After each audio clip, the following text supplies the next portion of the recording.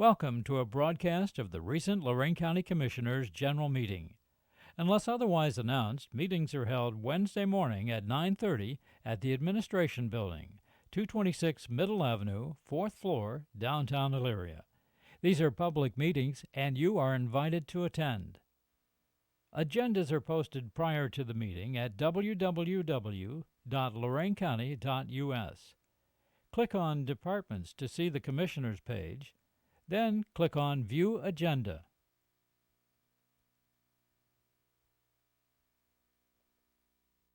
Would you stand for the Pledge of Allegiance?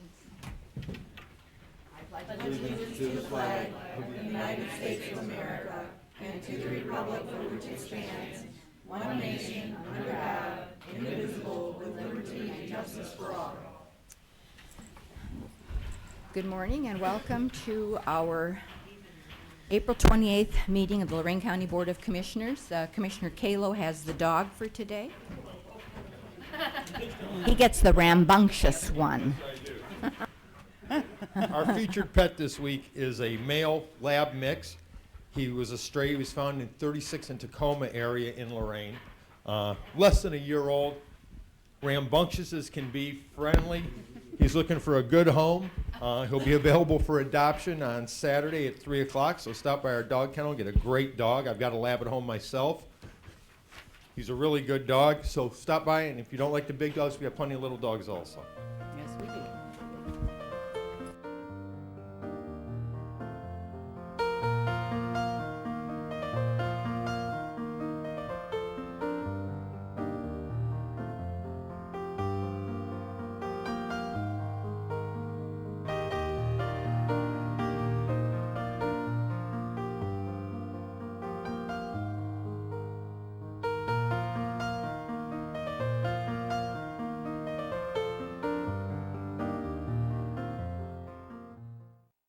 Thank you, Commissioner. Thought for today, a synonym is a word you use when you can't spell the first word you thought of. Thank you. We have a couple of proclamations today. The first one, is she here? Vicki, are you here? Ah, nice article in the Chronicle this morning. This is for Vicki Pabin, who's retiring from our 911 system. Whereas Vicki Pabin began her employment for Lorain County 911 on September 11th, 1989, and whereas Vicki was one of the original dispatchers hired prior to the 911 center going online and was employed when the first 911 call was received.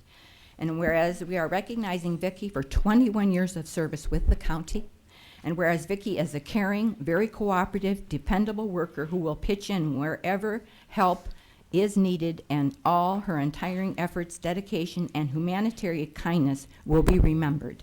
Now therefore it be resolved that the Lorain County Board of Commissioners expresses appreciation to Victoria Pabin for services rendered to the county and its citizens. Further be it resolved, the Lorain County Board of Commissioners and staff wish for Vicki, her husband Wilson, children Christy and Rusty, and grandchild Abigail a very healthy, peaceful retirement as she pursues her hobbies and interests of camping and interior decorating for many years to come. We witness our signatures this 28th day of April, Betty Blair, Ted Kalo, and Laurie Kakowski, and we certainly thank you for your years of service. Would you like to make some comments, Vicki? Come on down at the microphone. You don't have to, but if I really just want to say thank you. Yeah, well. A real nice career. And we want to thank you. This is for you. Small, but very sincere. I'm going to cry in Yeah, because December. when you cry, then you make us cry.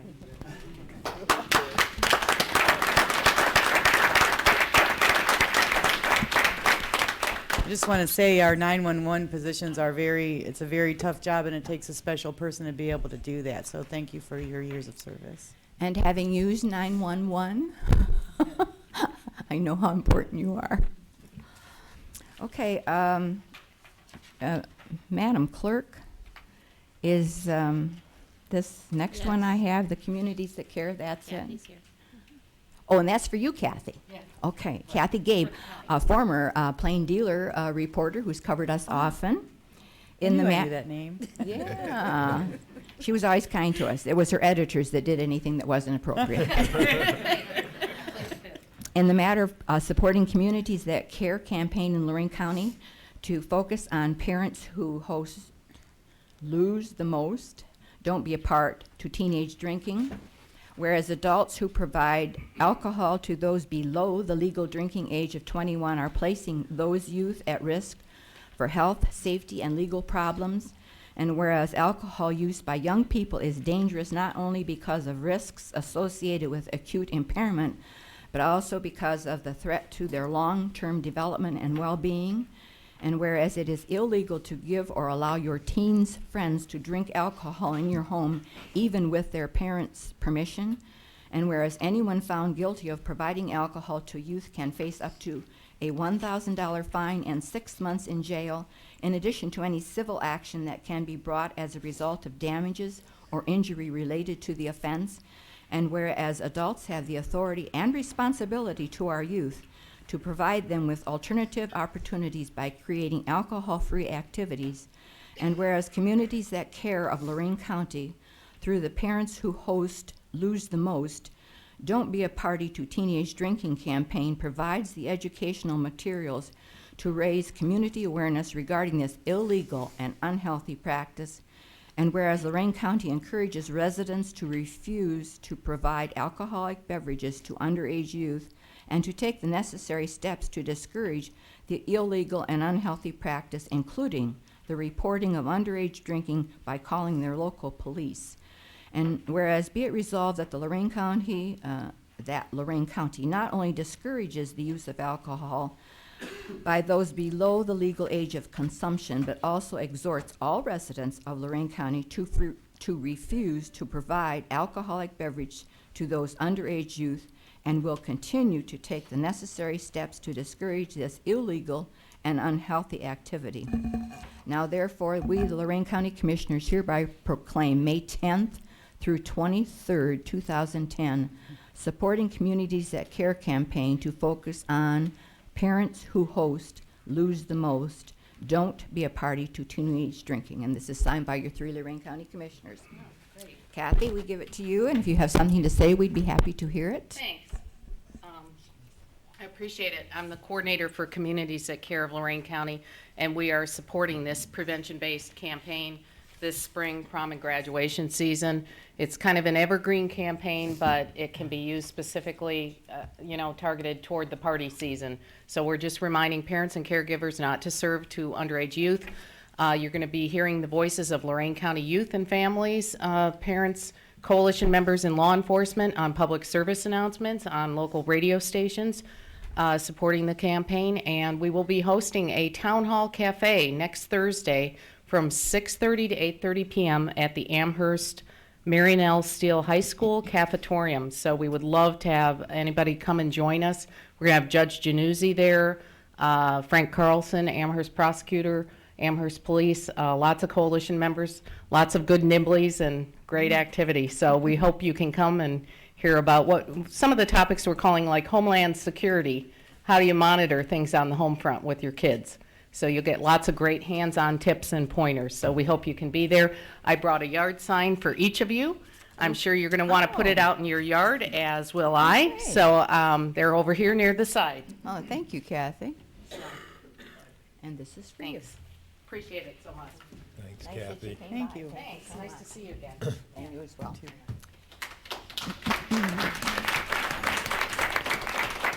At noon today, we will be celebrating Workers' Memorial with a proclamation on the Ely Square. And then again at 5, we will celebrate Workers' Memorial at the City of Lorain at their City Hall. Okay, your turn, Teresa. Thank you. You getting tired, Betty? No, just thirsty. Turn it over to Teresa. Under Resolutions Number 1, Job and Family Services Bills, So moved. Second. discussion. Ms. Blair? Aye. Mr. Kayla? Aye. Ms. Kowski? Aye. Investments? So moved. Second. Discussion. Ms. Blair? Aye. Ms. Kowski? Aye. Mr. Kayla? Aye. Appropriations? So moved. Second. Discussion. Ms. Blair? Aye. Mr. Kayla? Aye. Ms. Kowski? Aye. Transfers? So moved. Second. Discussion. Ms. Blair? Aye. Ms. Kowski? Aye. Mr. Kayla? Aye. No advances, no repayments, requisitions? So moved. Second. Discussion. Ms. Blair? Aye. Ms. Kowski? Aye. Mr. Kayla? Aye. No travel expenses, bills, So moved. Second. discussion. Ms. Blair? Aye. Ms. Kowski? Aye. Mr. Kayla? Aye. Under the airport, apply for an ODOT Aviation Division grant in the amount of $57,000 for runway safety markings and striping. Cash match of 10% is required. Mr. Cortez, I understand that this grant request is due by May 3rd, and it requires a 10% match of $5,700. It is due by May 3rd, Commissioner. It does require a 10% match for 90% federal money. As we discussed a few weeks ago, we broke the problems at the airport down into several manageable parts to try to continue operations out there. And I did indicate at that time one of the additional problems that would be presenting itself rather quickly was the need to find match money for FAA grant money. This one's upon us very quickly because of the time constraints involved. There is no money in the current airport budget that we put together to continue operations. The board can choose to try to fund this, or we can let this sit on the shelf. Again, the public doesn't really understand that we've been funding all of these grants all along as part of the board's commitment and support to the airport. Without these grant dollars, no matter what we do with the operating dollars at the current time, we would not be able to continue in business because of the capital improvements that are necessary. Well, this is a safety issue for landing airplanes, I would imagine, the striping, and I thought we had $20,000 in grant match money allocated for the airport. Is that gone? I don't think we allocated anything for grant matching Yeah, this year. we didn't. We didn't? No, we took all the grant match money out. Just put the $150,000 infusion of cash. Are we Right. going to use that whole 50, or can we take it from that 50? We're going to be using, we'll probably have about 30 cents left. It's pretty tight, Commissioner. And as I indicated when we put the proposed budget together, all it takes is one misstep, one unpredicted circumstance out there, and the budget collapses. It's that tight. So I'm not even sure if the support of the general fund at only $50,000 with the changes in anticipated revenues from the new standards we place out there is all going to be sufficient to hold up for the whole year, let alone be able to provide for match money for grants. Well, do we have an area, Jim, that we can find $5,700 for this? I mean, it seems a pretty wise move to do the striping. Well, Where can it come from? I don't see Lisa here this morning. No, we've had. We'll have to go back and take a look. If you approve this, we'll figure it out. We'll take it out of capital somewhere, and we have some money in capital and buildings and grounds. Not a lot, but this is capital improvements, and we'll move it over to the proper line item to be able to do that. Right now, all we got to do is apply. We don't necessarily need the money right now, but we have to know that it's coming before we make application. How long does striping last? What is the lifetime of a striping job? A lot of it depends on how much traffic you get over the striping. 5 It's years, usually he's saying less- 5 years. At least 5 years. That's that really heavy Thank you. epoxy coating they put down. It's quite thick.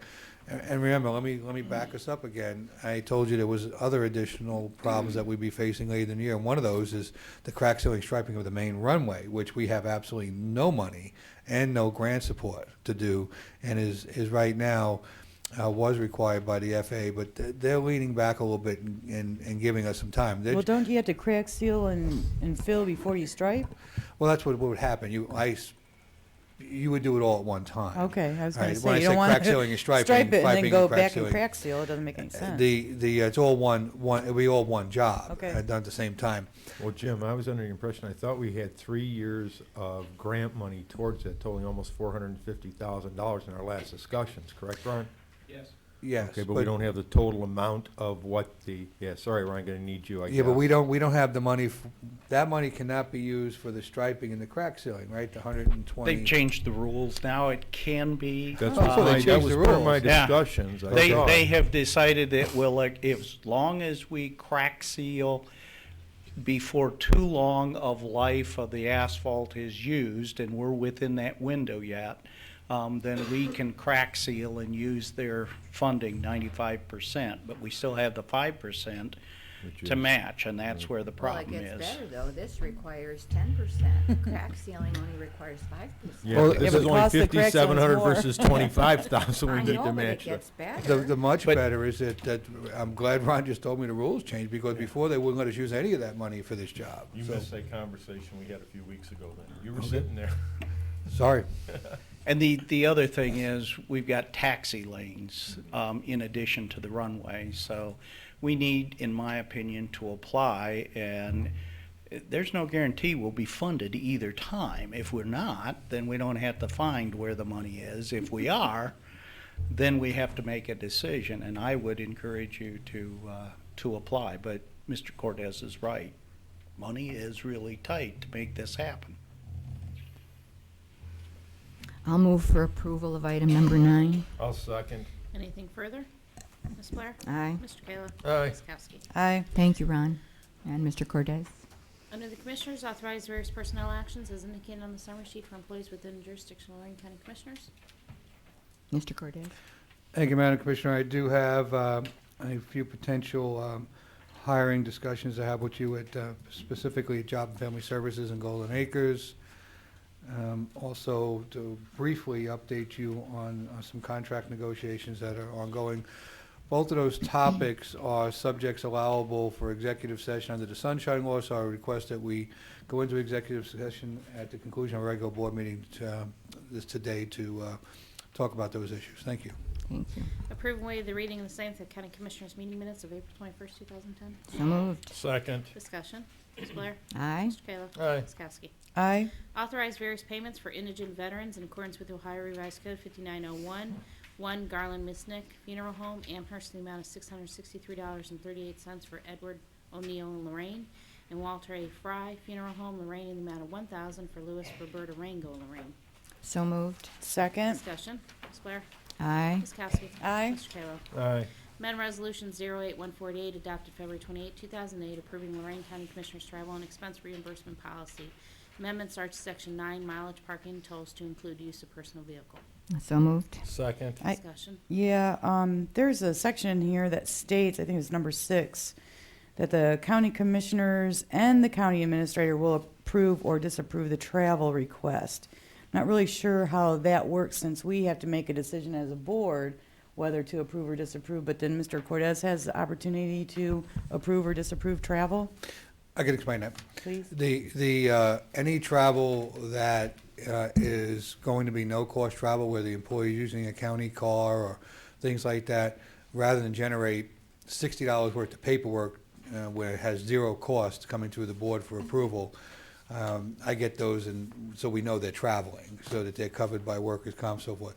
And then it involves expenses, goes to the board because they need to be reimbursed. That cut down significantly on the amount of paperwork.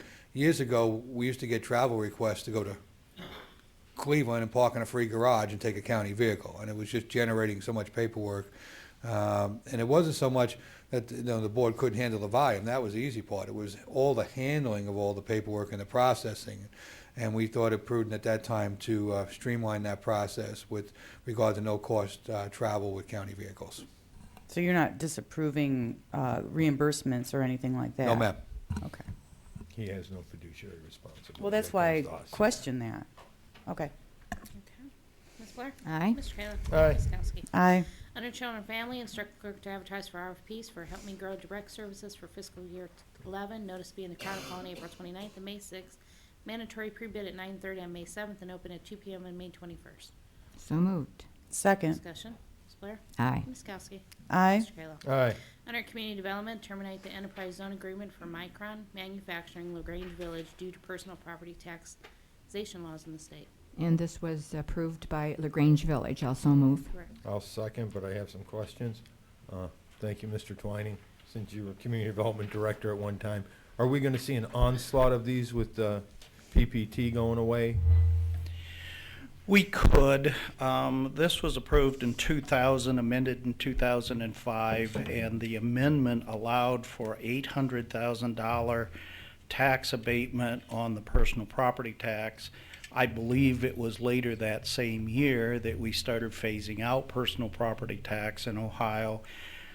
As a condition of the tax abatement, this company was paying $9,932 a year in lieu of taxes. And now that they're not paying the property tax, it doesn't really make any sense, and they've asked to go ahead and have us do away with or terminate the abatement, knowing even if the state were to put that back in temporarily, they really are asking to do that. LaGrange Village has agreed. We're before you asking for your support to terminate as well. Does that answer your question? Yeah, thanks, Ron. Anything further? Ms. Blair? Aye. Mr. Kayla? Aye. Ms. Kowski? Aye. Under the engineer, receive and journalize the annual report on the condition of ditches under county maintenance for year 2010. Authorize the auditor to continue maintenance fee rates as recommended by the engineer to clean and maintain various county ditches for the year 2010, tax lien year 2009, in accordance with the Ohio Revised Code 6137.06. Also move, I think there were over 60 ditches listed. Second. Ms. Blair? Aye. Ms. Kowski? Aye. Mr. Kayla? Aye. Mr. Cortez, County Administrator? I have no additional comments or reports this morning. Thank you. Mr. Ennis, Assistant County Prosecutor.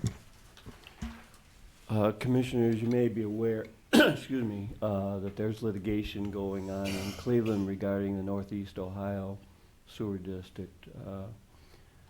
We've had several hearings and pre-trials regarding that, and I need to update the commissioners regarding that because there appears to be some possibility that the commissioners might be involved in that. So I would like to discuss that with you Neosword? regarding, right, gets into Columbia Township, and I see the engineer in Columbia Township here too, and they are already in the lawsuit, but I need to discuss it with the commissioners under imminent litigation in executive session. Commissioners report. On Saturday, Betty was honored at this year's Lorain County Democrat Chairman's Banquet along with John Hatcher. We did not bring our certificate of recognition for her on Saturday because Ted and I are bad commissioners. So we're Thanks, going to Sherry. give it to you now, Betty. Sherry's fault. It's Sherry's It's fault. Sherry's fault. Okay, so recognizing Betty at the 6th Annual Chairman Banquet of Lorain County, sponsored by Lorain County Democrat Party, her 43 years of dedicated service to the public and to the Democrat Party has been extraordinary. We are honored to recognize her at Tom's Country Place on Saturday, April 24th, 2010. And Betty received a standing ovation, and so did John Hatcher, because That's because my kids were there. Yeah, we I'd got like some- to hear the quote you gave one more time, though. Here. Which one, about the speech? No, about how you were dressed. It went over well. Keep it long enough. Oh, that was about yeah. the speech. Speech, That okay. was Keep the speech long enough. Maggie Anglin was Chuck Blair's speech teacher at Amherst High School, and this, of course, I was told this by Chuck Blair. She said that a speech should be like a woman's skirt, long enough to cover the subject, but short enough to retain interest. Yeah, that was good. I was Very good. surprised they all laughed. That was very good. Thank you. Thank you so much. You're welcome. Thank you for your 43 years of service. Thank you. For those people that are not in the audience at home, number 12, the Lorain County Sheriff and Drug Task Force, along with the various police departments and drug awareness and prevention, will be offering another prescription drug program. What you do is you drop off your prescriptions that you're not using, and there are 15 locations, which I will give to Hal so he can put up on the screen, so those of you at home that are watching and have some of those that you'd like to get rid of know where to drop those off at the various locations. We have some people in the audience regarding the Vermilion River designation study. We may have some language in our resolution that may allow more than just a study, which brings me to ask my fellow commissioners to rescind the resolution or at least strike out and amend it so that we are sure that there is absolutely no language that could possibly give anyone the chance to infringe on the rights or restrict the use of anyone's land along the Vermilion River. It's my understanding that all the government entities along the Vermilion River either have not been in favor of it from the beginning or have since rescinded their resolutions in agreement with this which includes our Lorain County Planning Commission, our Soil and Water District, Huron County Commissioners, City of Vermillion, Brown Helm, Florence, Henrietta, you name it. They're all not in favor of this, and I don't think, I don't think that there's any reason why we as commissioners should not rescind the study. I mean, if it was just a study, I'm not sure that it was just a study, but I am concerned about the designation. And I did ask Jerry for his opinion on this matter, and if you'd like to tell him publicly what you told me. Thank you, Commissioner. The resolution we passed really has two sections of it. First of all, we supported the study. The second part of it does not support or recommend the designation. What it just does is it says, essentially, in the event there is a designation, the county agrees to cooperate in preservation techniques, and it specifically talks about zoning. Now, we don't have county zoning. But it's saying in the event that there Right. is a designation. What if there is a designation? Then it's saying that we support it. So do we want to support that? I say we don't. I disagree. Actually, reading through our thing, Jerry, and taking your legal part of it, all we did was support the study. The study's done at this point. Do we know, have we seen the study? Do we know what the study says? They sent us all the information. Yeah. Do we, no, Jerry said we don't have a Yeah, copy. No, I they had don't- sent I it- haven't. They had seen it. sent it to us when it went through, and currently, with my discussions for and against with folks, they've opened the comment period up indefinitely, and I see it probably just dying a slow death currently. I mean, we have Representative Booth here from that district. I don't know if you'd like to come up, Terry? I mean, you're the elected official in this group, so I guess. While Terry's coming forward, I just want to read this section too that we're talking about. Either one is fine. It says Lorain County Board of Commissioners agrees to cooperate with ODNR, Scenic River staff, with other units of government and agencies in the development and implementation of river preservation techniques, including but not limited to land use controls such as zoning Controls. for long-term protection of the Vermilion River. It's Hey, saying- Terry? Good morning. Welcome. Good morning, thank you. It's nice to be back in the county commissioner's offices, especially this office. I've been here before. We talked about ditch issues many times when I was commissioner, and always appreciated your cooperation. I'm here because I've had, it started about 3 weeks ago. I had a town hall meeting in Amherst, and about half the people that showed up because they had just heard about that the study had been done and that they were moving forward with this designation. And their concern was property rights, and that's still my concern on the whole thing. I don't think they're defined very well. I don't know what it means that from 1,000 feet out from the river that they have control over those property rights. There's various rumors going around about what's going to be done, how it's going to be done. Some of the things that are said is that, well, the public area on it wants to be upgraded, and they can do that without the Scenic River designation. No one's really said what just by designating a scenic river does for the community, and I think that's my concern, is what are we really doing for the community or against the community. I'll let the other people here really speak about, they're the personal people that have to deal with this, and including not just the people on the river, but there's a lot of other issues like agricultural drainage, sewage drainage, and those kind of things that go into this river that could have some major effects on it. And I do appreciate what they're doing. ODNR is cooperating, that, as I can tell. They've extended it to 3 more meetings. They're really going to hear what the people have to say. But I don't know any political subdivision along the river yet that has gone along with what they want to do. So I would appreciate it if you could put a resolution together or amend a resolution to say, yes, you agree with the study, and there's nothing wrong with the study. The study's good. Now it's time to analyze those, and I think everybody needs the proper time to analyze those. Well, isn't that what this discussion period is about, Terry? You sitting in the state, you're closer to ODNR than the county is. Right. Isn't that the discussion points now as to what it actually means? Because we have Dan Martin from the Metro Parks as the original person who started this up and getting all of the resolutions in support of the study and for preservation of our waterways, which I agree with. But we haven't heard from him as of yet. And speaking to Mr. Lineback this morning when I got here, you said you've called him, correct, Orin? Correct. and we haven't heard back yet with the metro parks, and they basically our designee over the parklands in the county. I mean, they're a political subdivision themselves, we haven't heard back from them, so Well, to change or rescind at this point, I don't see a need to until we go through the process of ODNR. And if we want to combat it at the end, I think we're available because the study's done. Well, as the other political subdivisions must feel that they are trying to move this through further or quicker than what people want to be moved through. As I understand it, if there hadn't been some people that saw it, the one ad in the paper, this would all be over, said, done, moved through, it'd be a scenic river, and nothing has happened. I think there's a problem, and one of the reasons I'm here, I think there's a problem in the law that allows them to come in and just put a small advertisement in the part of the paper that most people don't read and then move forward with such major changes. We need to be looking at the state level as to that they need to notify everybody that's going to be affected, and in this case it's 1,000 feet of the river. People out there still don't know it. You and I know it.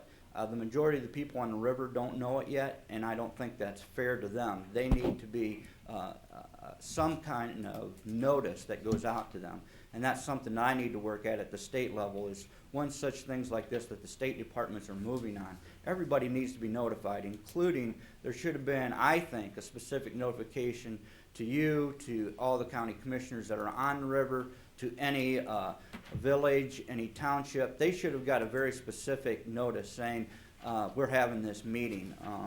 And I don't think that was done properly, and that's my concern now, is to make sure that they don't just move forward and get this done. I also hope that you're more concerned than just the public property that's on there, the park. You need to also be concerned about the rights of the people in this county. Well, I think we have the same issue with the lakefront also, with the Right. high water Oh, mark and yeah. low water marks, the I same agree. type of issue I agree. currently. But, I mean, in my case, we've supported the study. It hasn't gone for approval yet, and I would think that would, to rescind our support for the study, I think is ridiculous. I'm not at this asking point. to rescind our support for the study. I'm asking to strike out the following paragraph that talks about the designation. Just to make sure that we don't open it up for the chance to somebody to think that we are in agreement with it, when the property owners may not be. I That's just haven't exactly looked what I that far think. into it. I've seen it in the paper this week, so we were expecting you guys to be here. So I'll have to look further into it before I support rescinding something we did 3 years ago, Terry. Thank And you. Same with the residents. I got to look more into it. Like I said, I saw it in the paper. I'd appreciate if you give the residents an opportunity. Orrin, did you want to speak on the matter? I see you brought your cheering section with you in the person of your mother. Welcome, Pat. Sure. Either one, yeah? Oh, yes. I gave that to the clerk already, the one you gave me, so. Thanks, that's okay. You're trying to wreck the place, huh? I think she made copies, didn't I? These are highlighted. so you might- Oh, okay, thank you, sir. Thank you very much.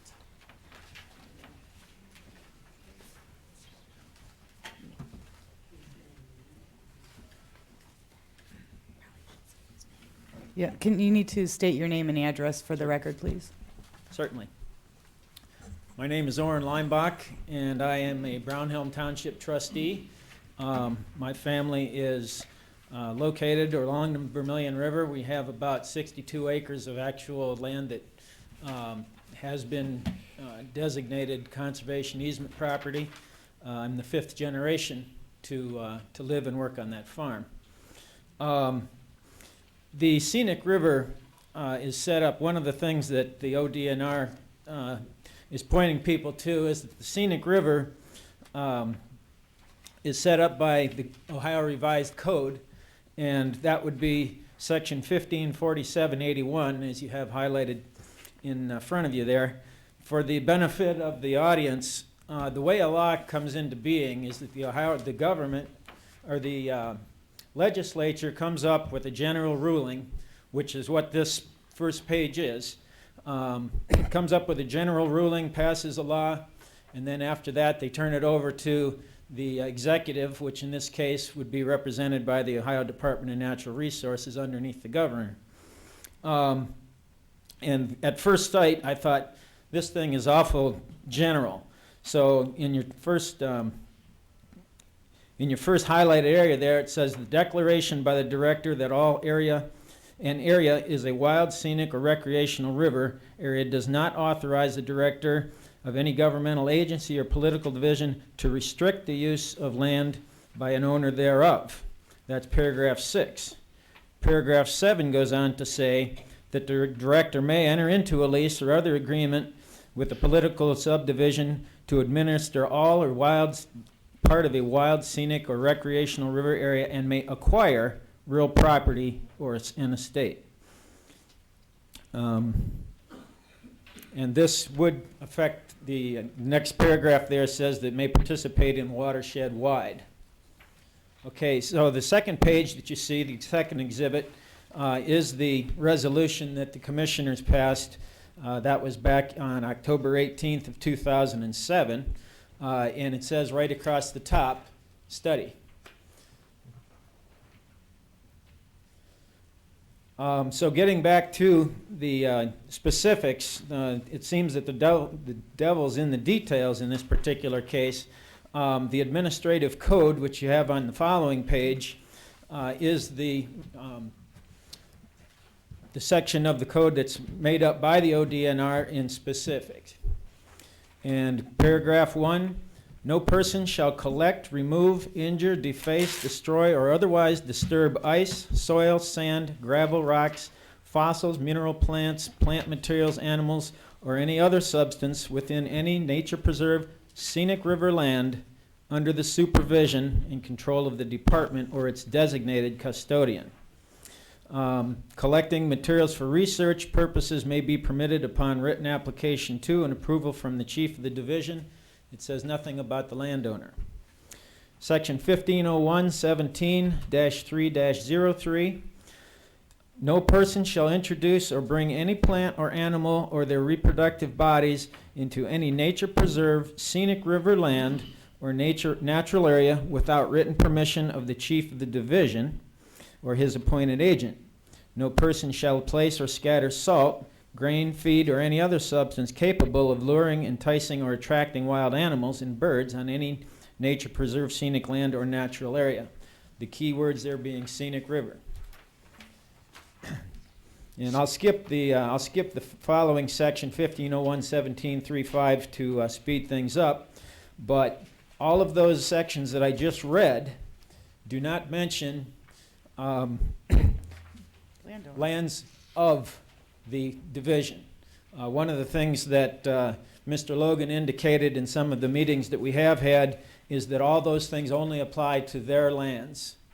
Okay, and I'm sure some of my following supporters will agree with that. In contrast to that, 1501-3213 indicates no person or persons shall conduct any public meetings, events, or special activity upon lands or waters of the division. None of those other sections mention of the division.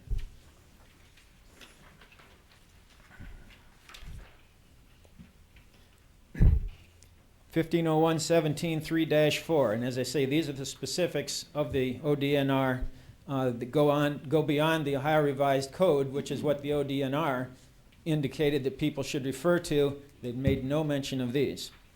No person shall hunt, and this is a change made on the 25th of March, 3 days after the hearing that they held at the park. And it was not announced at any of the following meetings with any of the township trustees or in private discussions that I'm aware of. First part of that says, the part that was added, no person shall hunt, peruse, trap, catch, or attempt to hunt, peruse, trap, or catch any wild animals or fish on any lands or waters within a nature preserve, natural area under the supervision and control of the department or its designated custodian. That was added. What was removed? It shall be lawful on the scenic river lands to take or catch fish unless otherwise posted and provided such is done in accordance with the provisions of the revised code, and it goes on.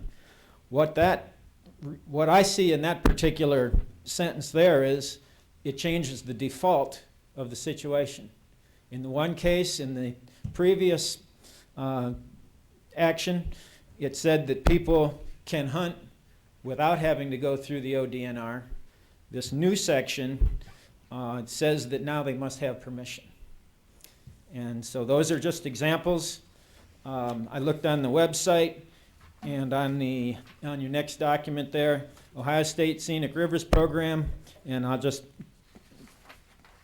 go into one sentence there. River corridors are narrow natural areas only a few hundred feet wide. If you look at the hearing, the announcement of the hearing, first paragraph highlighted in your notes, including adjacent lands 1,000 feet in each direction from the normal water lines of the watercourse, as well as lands beyond. 1,000 feet is probably about here to Burger King. This is 1,000 feet on both sides of the river.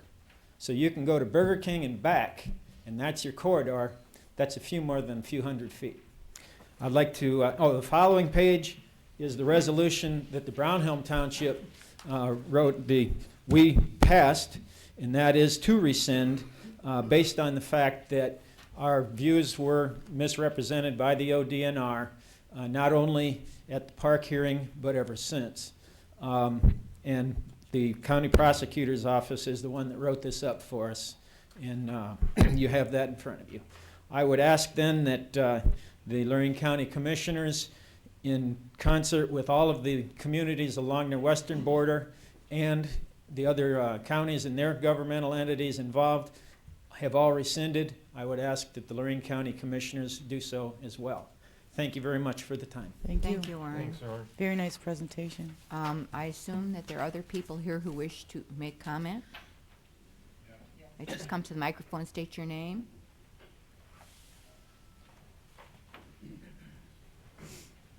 Hi.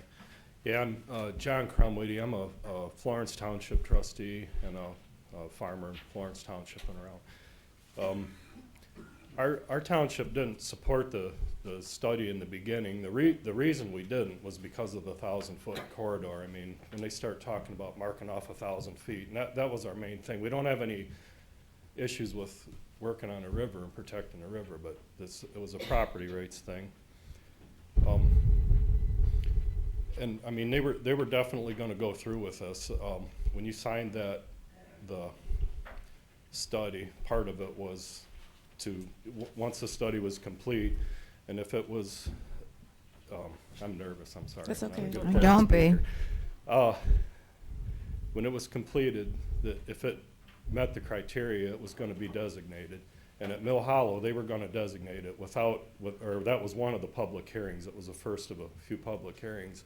And they just had more opposition than they believed. And I mean, our property owners along in Florence Township, I mean, we have no support for this whatsoever.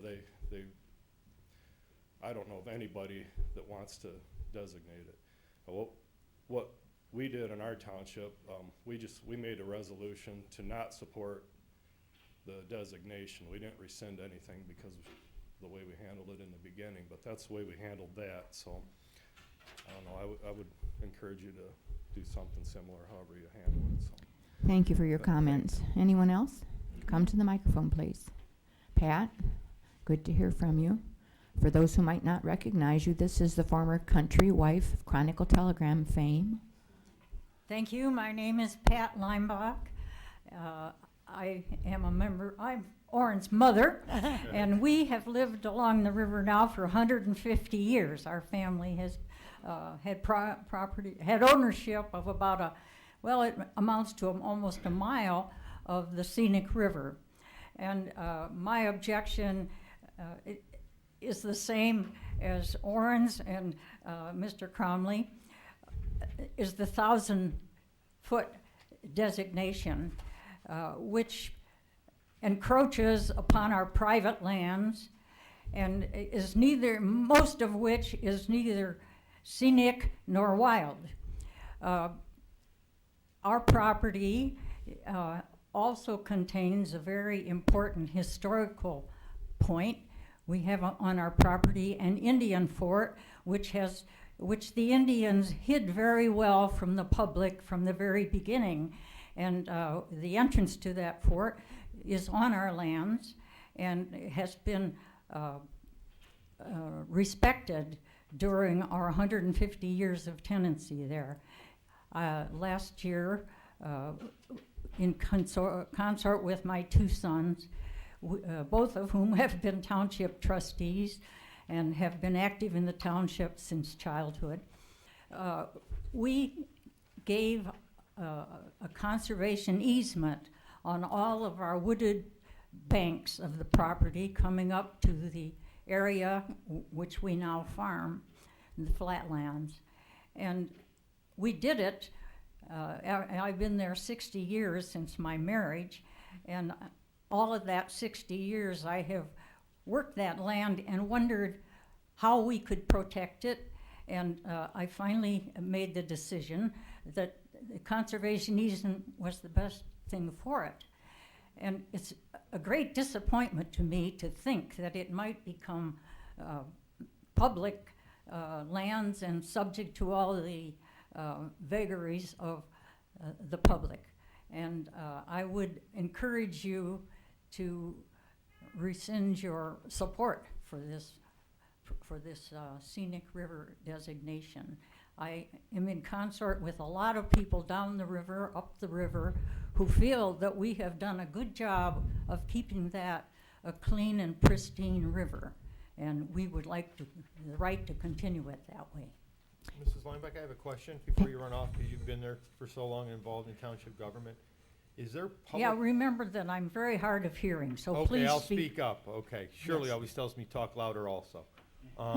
Is there public access currently to the river? Do the private owners have to give public access to the river on their property or behind their how is that? No, there is not room for public access. There is no entrance to the river. It's a very steep. We're probably at the highest point. You are, and your property? Okay. Yes. All right. Just at the middle ridge level of the Okay. river.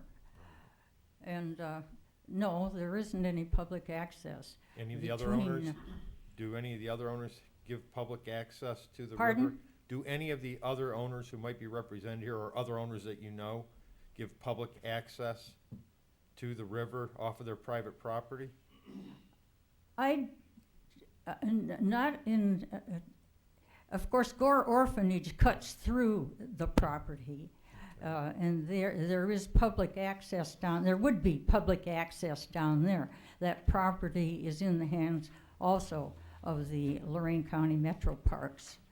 But by and large, there, except for perhaps a private lane, which is bound to be a treacherous lane, I don't know of any. But farther south on the river, you might ask Mr. Saylor, Milton Saylor, whom I think has farmed the river bottoms. We gave up farming our river bottoms in 1969 after the flood. And it has been preserved in forestry situation. And we just felt it was too treacherous and too dangerous to farm. So I would yield to Milton Saylor, who was here early. Well, probably, Ms. Talk on Lineback, that. my question probably goes to Mr. Booth currently, though, to continue our conversation. You're talking down now, I can't hear you. I'm sorry, my question probably goes to Mr. Booth now to answer the question that you just answered. Currently, there's no public access. So if you could let Mr., I guess Orrin too, you can join in the conversation, because I haven't called anybody on this because I wasn't prepared that we were doing this. So currently, does the 1,000-foot designation under the code then allow public access for everyone, even though it would be crossing private property? Well, that's the big question that nobody has the answer to. Did and anybody that's- ask the question of That's Mr. the Logan? concern, I think, and hopefully what we'll find out these next 3 meetings is exactly what that 1,000 feet means, that they have that to there. So I think that's one of the big questions that's unanswered at this time. Okay, so we don't know what the 1,000-foot Unless, designation Warren, you actually, know. unless you know something, Warren. Yes, I'd like to thank you for allowing me to come back to the microphone. As a matter of fact, immediately across the river from us would be the end of Peasley Road South, At one point in time, Peasley Road went down through the valley and up the other side, up to Middle Ridge Road near Miller's Orchards, if you're familiar with the territory. Okay.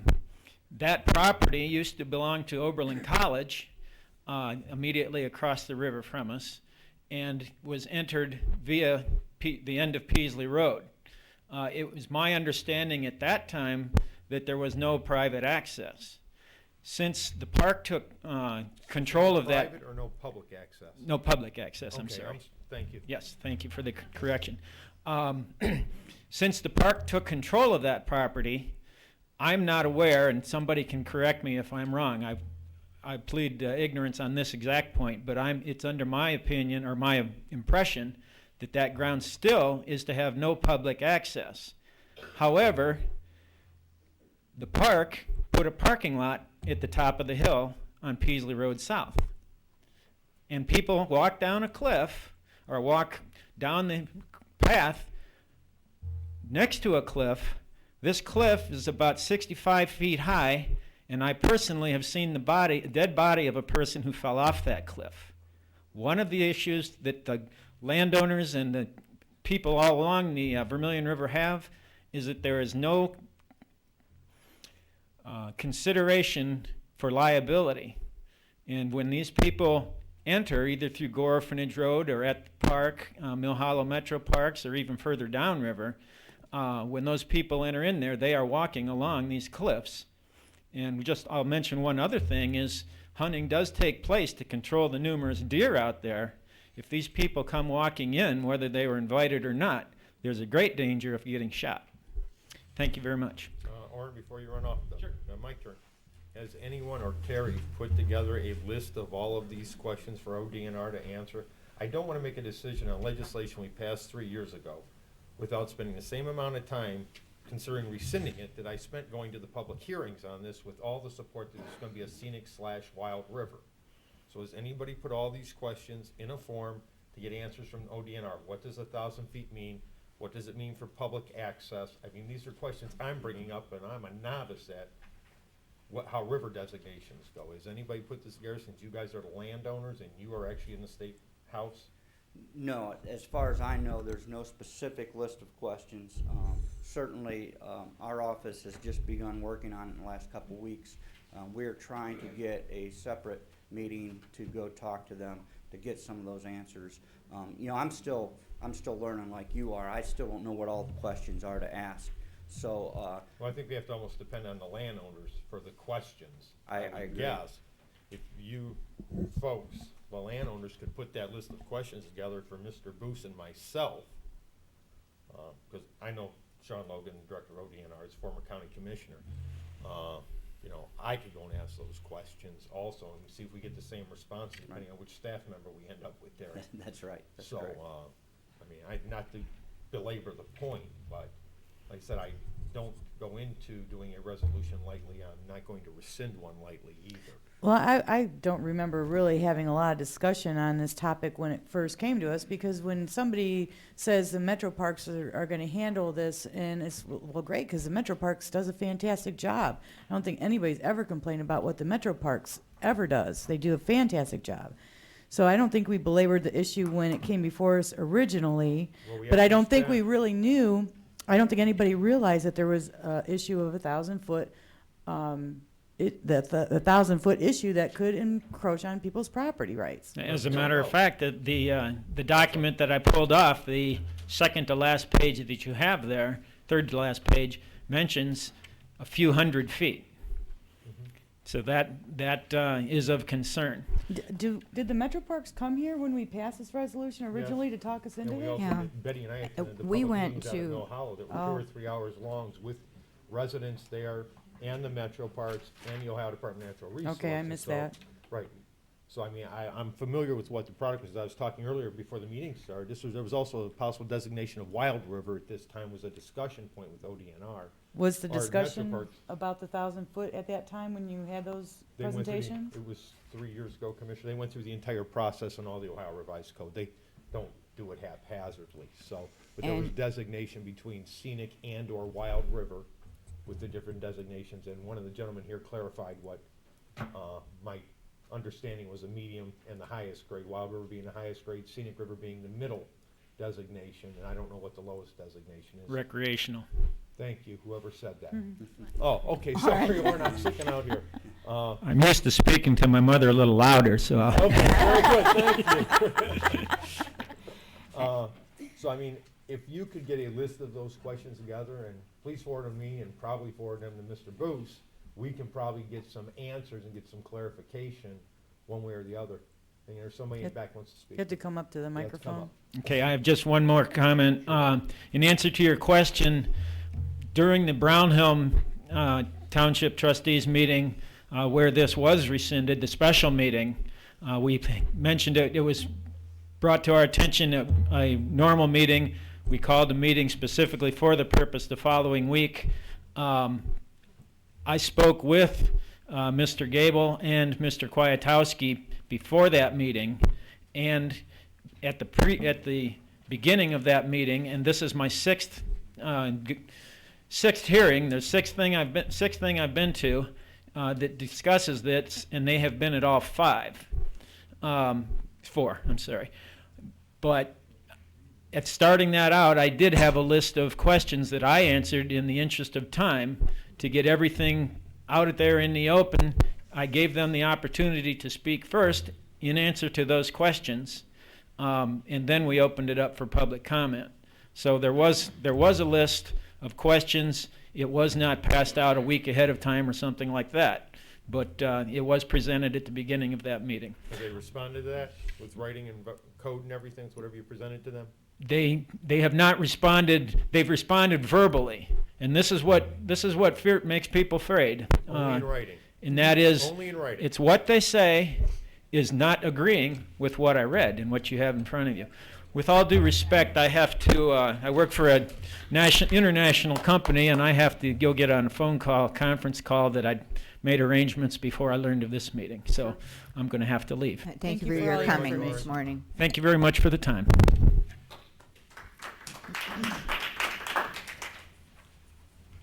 My name's Sean Newsom, 3170 Jerusalem Road in Vermillion.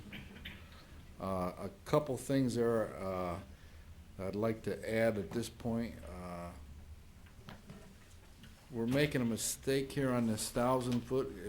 If you read the Ohio Scenic River Law, I think Orrin gave you a copy. I can give you mine afterwards, but it says the area shall include lands adjacent to the watercourse in sufficient width to preserve, protect, and develop the natural character of the watercourse, but shall not include any lands more than 1,000 feet from the normal waterline or watering course, unless an additional width is necessary to preserve water conservation, scenic fish, wildlife, historic, or outdoor recreational values. So it doesn't stop under no circumstances at 1,000 feet. So it's not, I repeat, not just 1,000 feet, and it's right here in black and white. Now, you asked Ted, that can the public go across the lands of the private owners, and how is this affected? Right. Well, I'll read you. This is at the end of section 1547-81. It's last third paragraph from the end. Second from the end. The director may enter into a lease or other agreement with a political subdivision to administer all or part of a wild, scenic, or recreational river area, and may acquire real property or any estate, right or interest therein in order to provide for the protection and public recreational use of a wild, scenic, and recreational area. The chief of the division of watercraft or the chief's representative may participate in watershed-wide planning, watershed-wide planning, let me repeat that, with state, federal, and local agencies in order to protect the values of wild, scenic, and recreational rivers. So when it's not 1,000 feet, it's whatever's beyond that they deem necessary, and it's watershed-wide. I think you got a copy of that. On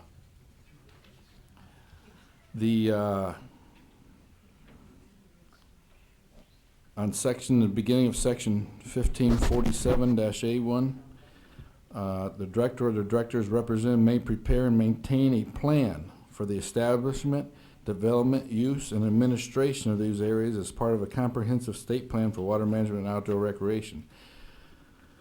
The representative may cooperate with any federal agencies administering any federal program concerning wild, scenic, and recreational areas. We're giving them carte blanche, whatever they want to do. This is not 1,000 feet. This is lands beyond the entire watershed, and they're not coming to you to ask for permission down the road. They don't need your permission on any sort of thing. Now, this is going to affect and can affect the people's personal property rights drastically. These people out here have worked hard their entire lives and paid taxes and bought property, live out there, and where is our Bill of Rights? Where's our chance to vote on this? There is none. The flaw is in this Ohio Revised Code. Please take it home and read it several times if you're not sure about it. But like I said, anytime that you have any kind of agreement or a law where it's contradicting itself, you know, it's very vague. When something like that is vague, it lends towards the person in power, the bigger company, or in this case, the state government. Once if they designate this, they have the ability to do whatever they want. Maybe Sean Logan, you know him personally, would not do that. He may be out of office at the end of the year. Something may happen 10 years from now. Once you do this, this is permanent. You're not going to get this rescinded. We don't think that we have can take the chance of, well, let's just see what they do. It's not a chance. You're giving away all control of that and your property rights along the river. And this should, as Terry Booth said, that the problem is the state law. It's almost as if we have a czar and they decided to write their own law, and here it is.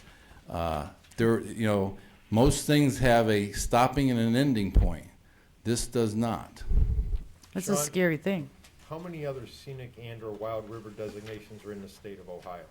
14. 14. What is our nearest to us geographically?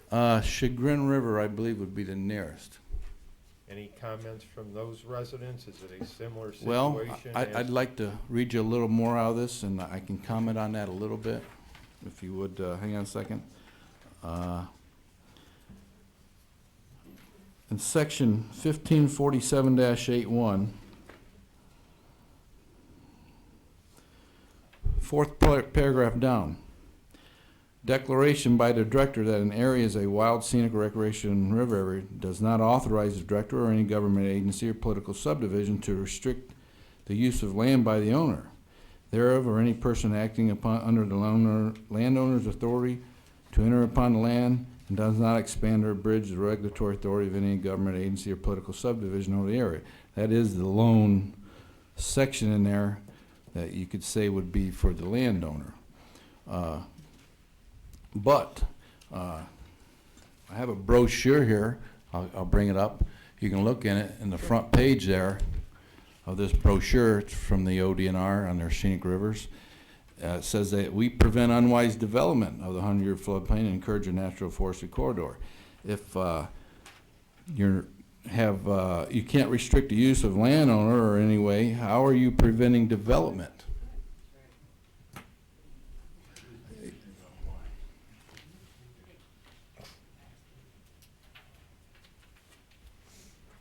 Is this ours to keep, or do you want that back? Okay. We'll give it to the clerk, and she could make copies and pass it out to the board. Well, I mean, you can look at it right now. Okay. And it's circle. Are you through with your comments? Are you through with your comments? I would like a little more time. Fine. These meetings, I went to the Brownhelm Township meeting. First of all, I'd like to add that the ODNR on March 8th, you can look on their administrative code. They passed a resolution that any public meeting, that they would give the public a minimum of 30 days and a maximum of 60 days notice before any meeting. That was approved on March 8th of this year, which makes pretty good common sense. The very next week, on March 16th, they had a little press release stating that this Scenic River is going to have a public meeting down at Mill Hollow. Where was the 30 days? They just passed it. It had to have been fresh in their mind. But it came out in the newspaper on the 17th or 18th, I believe Thursday before the Monday meeting. On the March 21st was the ad. I can give you a copy of that, the notice, public notice in the Journal, and on the 22nd was the meeting. Now this is an information meeting on their $240,000 two-year study of the Vermilion River. Well, we go to the meeting at the study, 86 pages, and that includes probably 10 pages of resolutions at the back. It's not available online before or at the meeting. 3 days later, it's available online. At the meeting, there's no copy of the study for us to look at. We got a nice slideshow, and we got this Scenic River Ohio law, and we got a map. And the map, the little handout map, didn't match the map that they had up on the screen. Both were very low resolution as far as the starting and stopping points. Number of questions were asked. I think we got a lot of, we'll put it in writing and send it. You know, we didn't get a lot of answers. I don't feel like that we got a lot of answers. You know, a lot of I don't know or I'm not sure. And maybe they didn't know. But at the meeting, they had a show of hands at the end. 34 were against it, 14 were for it, and I believe some of the employees of the state that were there were also raising their hand. But, you know, more than 2/3 were against it. Chronologically, I think that Brownham Township had their next normal trustee meeting, and that's when, you know, everybody came there upset, and they had the special meeting.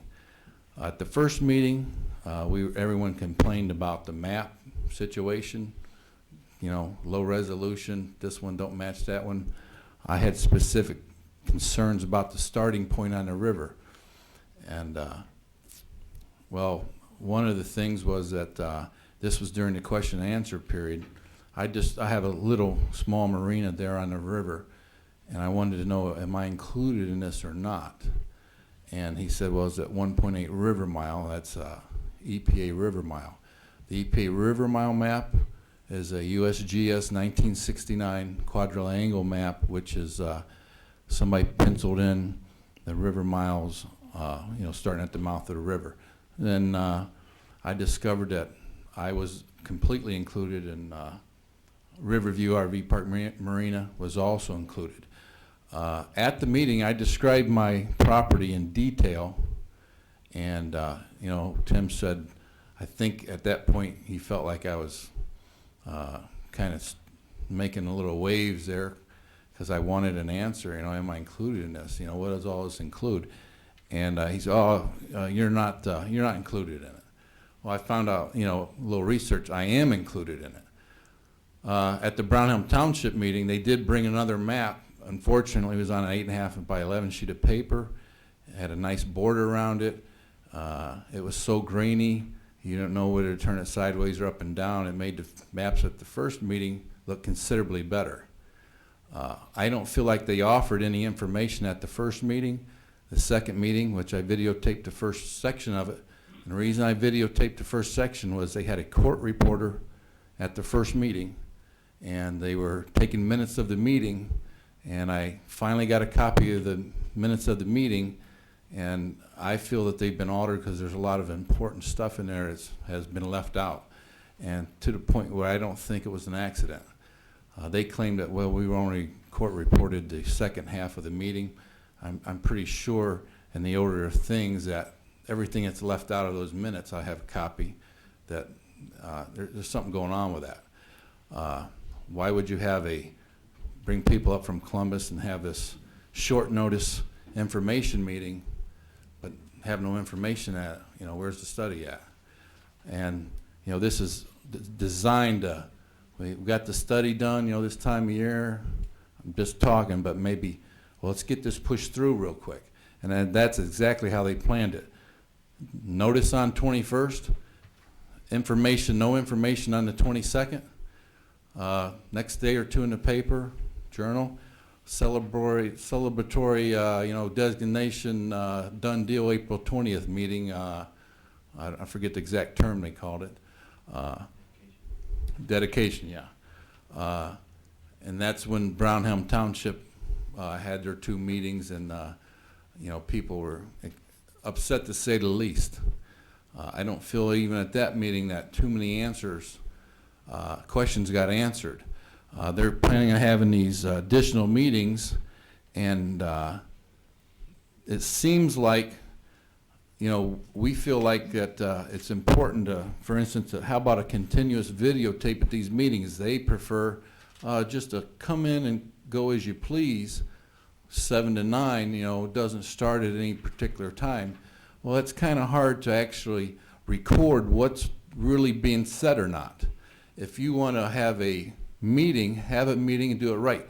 Videotape the thing so there's what's being answered. Everyone, if someone couldn't make the meeting, the question can be answered. But I really feel like there's kind of something to hide and we're just going to shove this through. Well, we don't want a videotape or any kind of record of the meeting. This is not just me talking, it's a lot of people. Why can't we have that? I'm sorry I'm taking up a little bit too much time, but now my little marina, I have a Army Corps of Engineer permit from the Army Corps of Engineers for dredging.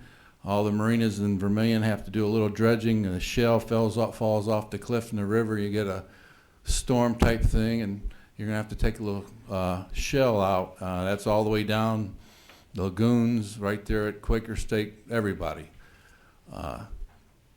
My dredging permit is current. I've had it for 2 years. It's a 5-year permit.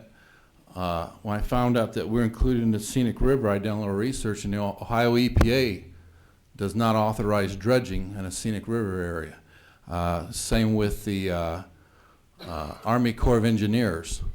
It says right in here that they don't have any jurisdictional authority over any other agency. Okay, well, I have my Army Corps of Engineer permit, I'm okay, but now I'm in a scenic river, I'm not allowed to dredge. But the guy's gonna stand up there and tell me 3 times and look me right in the eye and say, this doesn't affect your property rights. This doesn't affect your property rights. I told you 5 minutes ago, look, it doesn't affect your property rights. It does affect my property rights. If they're stopping you from doing business, those are the It's things putting that me out probably of you know business. about, right? This I is all understand there that. is to it. I'm not the only one in the same situation. Ms. Taylor back there, she represents Riverview RV Marine and Park. I think they've been in business there since 1936, and they're in the same situation as I am. First of all, I feel I was lied to at the first meeting. I know that's a pretty strong word, but after talking to Tim later on, he knows every pretty good detail of that river and where the line was and all that. But maybe I'm a little too upset about it, but I haven't gotten any answers, and I just don't feel like in this day and age, the way the economy is, we should be trying to put little businesses out of business. Mr. Logan came up to the Vermillion City meeting on Monday. Some questions, a lot of questions were asked of him. That there's minutes available of those meetings. He couldn't answer. He said that we might move that designation up the river. We're not sure if we're going to do anything. Well, he is the deciding factor. He answers to no one except for the governor. The governor is who appointed him. He could not give the city an answer on if they were thinking about moving it or, well, we're thinking about it. A number of people asked questions regarding these property rights issues that they clearly have the right to do whatever they want. And like you said, you know him maybe personally or whatever, or went to commissioner state meetings or something with him. Right. I don't know him closely, but I've and maybe he's not a bad guy. What about the next guy? What about 10 years from now? What can you guarantee me from 10 years from now? You can't. You can't really guarantee me tomorrow. there was a state scenic river. It was, I think it was either state or federal. I believe it was state though. A section got designated, and the next day they expanded it 17 miles. A lot of us feel that this may be like we're going in and the Metro Park supports this section here, and they designate this section, and then you never know, they expand it up and down the river. There's nothing preventing them from doing that. You're giving away a lot of people's rights here. They don't have a chance to vote on this. Well, I don't know, and but to continue your conversation, I don't know at this point with the study through, rescinding or not rescinding our resolution has any effect, does it, Terry? I think it does. I think you need to rescind it. All of your I think local all we government need we can't entities. rescind the fact that we authorize a study to be Right. done. Well, I but think the I- next section, right, but you it can actually you should can have been. rescind your support of the study and of the designation, and I think it would be the proper thing to do. I don't with think Vermilion. we possibly can rescind our support of the study because the study went forward. So I Right. don't see that This ever this being done. resolution should have been in two sections. First of all, it should have been the study. Second of all, it should have been the designation. We should have had the opportunity to review the study before we made a Right. decision to Th- do the designation. So exactly that's why. that's exactly why 95% of the people's minds work on this. We're going to do just a study. And then when they get the study done, we're all going to look at it. And Right. if this makes sense, then we're going to accept it. Well, the problem is the wording in this Ohio Revised Code. All they need is for you to offer support, a resolution of support. And I guarantee you, most of these people, and probably you guys too, what's wrong with offering a resolution of support? The problem with the way the wording is, and this, they don't need to come back and talk to you about anything. They can notice in the paper, have a meeting, and apparently their original intentions was, we don't really need to have the study at the meeting. And remember, April 20th, 30 days later, we're designating it. My question, it sounds like everybody and their brother so far has rescinded it here on county. Everyone Everybody- along Are we this the only river, I ones can't left that has speak not? for Ashland County. Erie County Commissioners have not yet that I know of. Okay. And how much, I mean, and we don't have that much clout to make it or break it, do we? I don't think so. I think that if you read the way this is written, he probably has the power To go ahead to just forward now. do it if That's he my wants to do it. understanding. He can just do it now. Right, but remember, so. you know, I hope that you guys rescind everything you've done on this. It shows unity with the voters out here, which I feel like you guys do, represent. Absolutely. We have petitions going around. I'm not sure the number of signatures. I wouldn't be surprised if it's over 1,000. And that's just with one petition I'm aware of. I know there's others going around. People are very upset about this. They're upset about what it really entails, how it was handled. This is just not right. Anything that you have any questions on that I said, I can show you, whatever you want as far as proof. Sean, can you leave me your copies of all the revised codes, so I'm asking the same questions you were, 'cause I'm familiar with your questions reading the code. We have, now here's another thing. They brought the Ohio Revised Code, and that is the rule that the agency looks at. But now every agency in Ohio has internal rules and regulations. I think it's called administrative code. Correct. Okay. They were asked to bring those and haven't yet. Let's go through all their actual administrative codes. That should be available online, I would think. Well, it is, and that's what Orrin why dug Rick out. Anderson's online, That's what not Orrin letting dug out, administrative, okay? right, so. Some of the codes that he dug out, and they're very descriptive and restrictive as to what you can do. My situation, my dad owns land on the East Fork. It's by no means canoeable or kayakable, but you take a look at that brochure, you got these rivers drawn on there and sections of them. You are inviting people. By having that brochure, you are inviting people out. Most of that, I think all of that East Fork is all privately owned property. People get hurt on that property, they're gonna sue you. And usually, they may twist an ankle, break a leg or something other. They're gonna sue whomever they can. It's gonna be the property owner. Maybe your insurance will settle for a small sum, to make it go away. But guess what? Your property insurance is going up. It's going to go up. That's infringing on your rights when it's costing you more. You know, they've said that our river is very pristine and clean.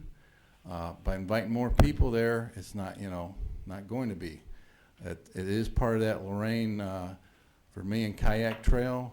A lot of people are kind of disappointed in the Vermilion River section. We just don't have the water flow, especially in the summer. Last year, every year in the spring around March 25th, the Keel Haulers Club goes from, they try to go from Birmingham down to Mill Hollow. Last year, in March 25th, everything is soaking wet. They didn't have enough water to go. So hey, they go downstream and do in Vermilion area. So people are going to be doing a lot of portaging. And you know, I can envision, well, hey, let's look at this scenic river. We're pretty close to Vermilion. Let's go here. And a family sets out, and next thing you know, they're trucking through a lot of carrying canoes and kayaks over slippery rocks, and somebody gets injured, you know. But I'll step down and let someone else talk. Thank you, Sean. Madam, your name? My name is Linda Taylor, Thank you. and my family has owned Riverview RV Park and Marina. We own land along the northern part of the river in the city of Vermilion, and it butts up against the northern boundary of the Lorain Metro Parks. My parents have always invited people onto our land just due to the fact that we have been a business now since 1950. Before that, it was farming land. There was soybeans, fruit trees, whatever. How it became, I want to just tell you a little history of how it became a camping ground and a picnic area.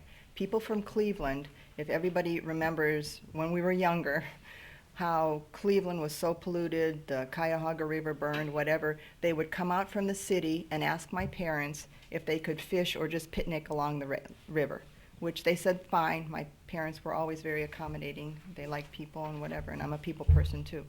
So as things progressed, farming kind of went out, picnicking, camping, tenting. In the 60s when the Winnebago craze came through, it became a camping area. My father dug a lagoon, as did the lagoons in Vermilion and Romps and all those areas. They were digging crazy. My mother thought she married a nut because the whole city was just digging in the river. So our history has always been digging shale in the Vermilion River. If we can't dredge the river, the income for marinas will just dry up. The birds will be walking across the river. Vermilion last year got a $340,000 grant to dredge the river, which was fine and good, but we had to dredge again this year. It's always going to be an issue with dredging, and we need this not to be a scenic designated river, because then our private property rights are going to be infringed for what we can do to this river. If we can't break the ice when the icebreakers come through, or years ago they used to dynamite, the Vermilion River and Vermilion will flood. When the ice backs up, it's just going to flood. So my stand is to not to have this designated as a scenic river due to the fact our river is already scenic due to the well-kept nature of the people that have lived along the river. Our fish are happy, our birds are happy, but you have to listen to the people, because it's now just starting to get out into newspapers of what this entails. We have not been heard in the newspapers, and now it's getting out through all these recensions, people sending petitions around. My father worked for the UAW, or for Ford, for many years, and I know he would be here, but he's in the hospital right now, and he's going to be discharged today, which I'm thrilled about. But I'm fighting for my family, my children, and my children's children, and so are all these other gentlemen here and women, for their families. We don't want anything bad to happen to the Vermilion River. We've taken very good care of it. But please go to a river that does need help. The ODNR has been great with giving us grants for this and that. We're not upset about that. We welcome that. We need it. But when I see them going down, you know, electrocuting the fish, you know, almost on a weekly, daily basis to see how big they are, how healthy they are, or they're tagging them, go to a river that is dead or about to be, the Black River or Cuyahoga River, where it does need help. Check the fish there. Electrocute them back into life. What's the heart thing? Defibrillate them to bring them back to life. But I don't know. I got off the point here. I'm just saying that I'm actually very nervous too. But please, you have to listen to the people. We don't want this. And with all these meetings that are coming, I guess they're trying to find support for it, but they're not listening to us. We don't need the meetings. We don't want a scenic designation. Our river is scenic as it is without that designation. You know, we don't want to take down our bird feeders. We want to feed the birds. What kind of birds are we attracting if you can't feed the birds, or the farmers can't put sheep or cows or horses or whatever? I mean, we're not donkeys, and that's how I feel. Oh, I shouldn't have said that. We're not donkeys, but that's how I feel we're being treated. And that's it. That's all I have to say. But please, please, please, we don't need this designation. And I know we have 14 other rivers that are designated. Okay, fine. I don't know if there was, you know, discourse on that note. Maybe they pushed it through just like they're trying to push this through. But please understand, we do not want this designation. We're scenic as it is, and we've taken very good care of the river. So thank you Linda. very much. Is there anyone else who wishes? Yes, sir. My name is Terry Durakis. I live in Huron County on Zenobia Road. I've been there, this particular property, 10 years. I have 31 acres on the river. I have 2,500 feet of river frontage. I'm here because of a couple reasons. I found out about this only 2 weeks ago from my state representative, and I was shocked. I remember reading some time ago about some study, but this came out of the blue. And I immediately, I thought about this for a day, and I thought, I wonder how many people really know what's coming at them. And, you know, we appreciate our privacy, as I'm sure you do. But we're good neighbors. We do let people on our land, and we have no control over the river. People canoe and kayak that river at will. It is an open water. We cannot impede it. We cannot stop them from coming down the river. But Sean Logan said we can stop them from coming on our property. And I said to Mr. Logan, I'm afraid that you don't understand what it's like when you live in the country and when you're 64 years old and 1 foot. You have somebody on your property. I've had somebody with a shotgun across their arm and a beer in the other hand telling me, oh, really? We'll show you how we're going to leave. They've torn my signs down. They cut trees down. They run across our property with four-wheelers. So we're already aware of the normal everyday problems of owning land along the river, and we accept that as part of the ownership. I take very good care of my land. In fact, I want to tell you something. 2 years ago, I had Western Reserve Conservancy out. I have no children. I thought of leaving the land to them. Now, if they intend to try to steal it before I have the opportunity to gift it, I might rethink that. I resent this. 1,000 feet takes in my whole property, my home, every inch of land that I own or more. And I went down the river personally and handed out this law to people because they would never believe me if I had a hard time convincing them, even with the law in front of them, the original posting in the newspaper. 99% of the people had no idea what I was talking about. And I said, this is coming at you like a freight train coming down the tracks. Our township trustees were wise enough to stop it at the Huron County River until this was resolved. We don't get answers from Sean Logan except that we can't do that, we won't do that. And then we read the laws that said, we will do that, we have done that, and you can do nothing about that. We've asked him questions and he doesn't answer them. I told him, you're going to create a situation along that river that's going to cause liability problems. We're going to be out there fighting with people on a weekend basis. I've been down the Mohican River. Have you been to the Mohican River? Have you ever gone down the Mohican River on a kayak? Yes. Have you seen the trash?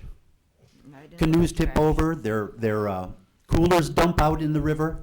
He had that You on the road. can't convince me, and I told Mr. Logan this, you can't convince me that you can invite thousands of people to this river annually and improve the quality of this river. I won't believe it. I won't. I have pileated woodpeckers, very rare. Watched one yesterday feeding on a tree. I have deer, wild turkey, fox. I have mink. That's because the river is quiet and serene, not riddled with kayakers and canoers. That wildlife will leave. They like their privacy too. That's why they thrive. You open this up to scenic river, and I'll tell you, this is not my opinion. Mr. Logan told us at the meeting on Monday night, they have intentions of having pull-offs by bridges for kayaks and canoes to drop into the river. That's their intention. I have no idea what the rest of their intentions are. They won't disclose that. They say they're not going to do anything. If they're not going to do anything, why are they doing this at all? And then the final coup de grace to me was that in the guise of preserving the river, and our river is healthy, their own study absolutely claims that our river is extremely healthy now because we take care of it.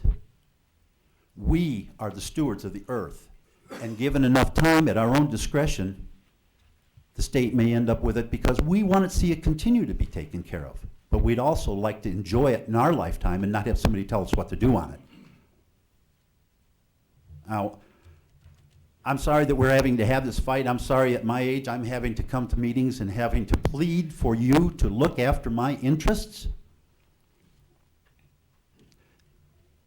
This is America. We have land ownership rights, and we're not careless, foolish, wasteful, destructive people. We are good stewards of our own property and of this river. That's why it is in good shape now. Odnar, I hesitate to say this, and I hope that I'm correct in doing this, but there was a gentleman that showed up at the end of the meeting that just stunned all of us. The very same Odnar that would have us believe that they're there to protect our river, 3.5 miles away from that, they have also rubber stamped and approved a 1 mile deep injection well for brine that could theoretically, potentially leach into the river and make it to the lake and destroy the largest single healthy freshwater deposit on the planet. You're here to protect my river and you did this?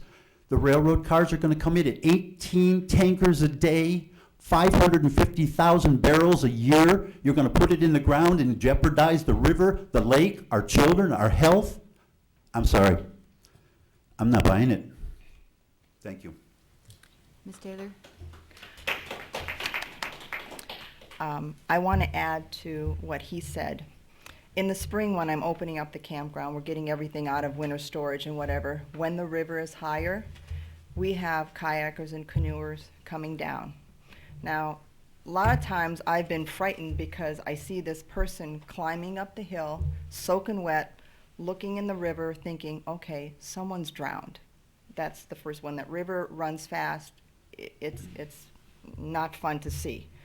Okay, so I go up to him. I said, what's wrong? Do we need to call an ambulance or do I have to call the police or whatever? He goes, no, no, no. He goes, my kayak flipped over and I got stuck in a whirlpool. I almost lost my life. There was nobody around. I was by myself and I'm just looking for my stuff where it floated. There's also been several people, one gentleman from the lagoons, he and his wife came down the river in a kayak or canoe or whatever it was.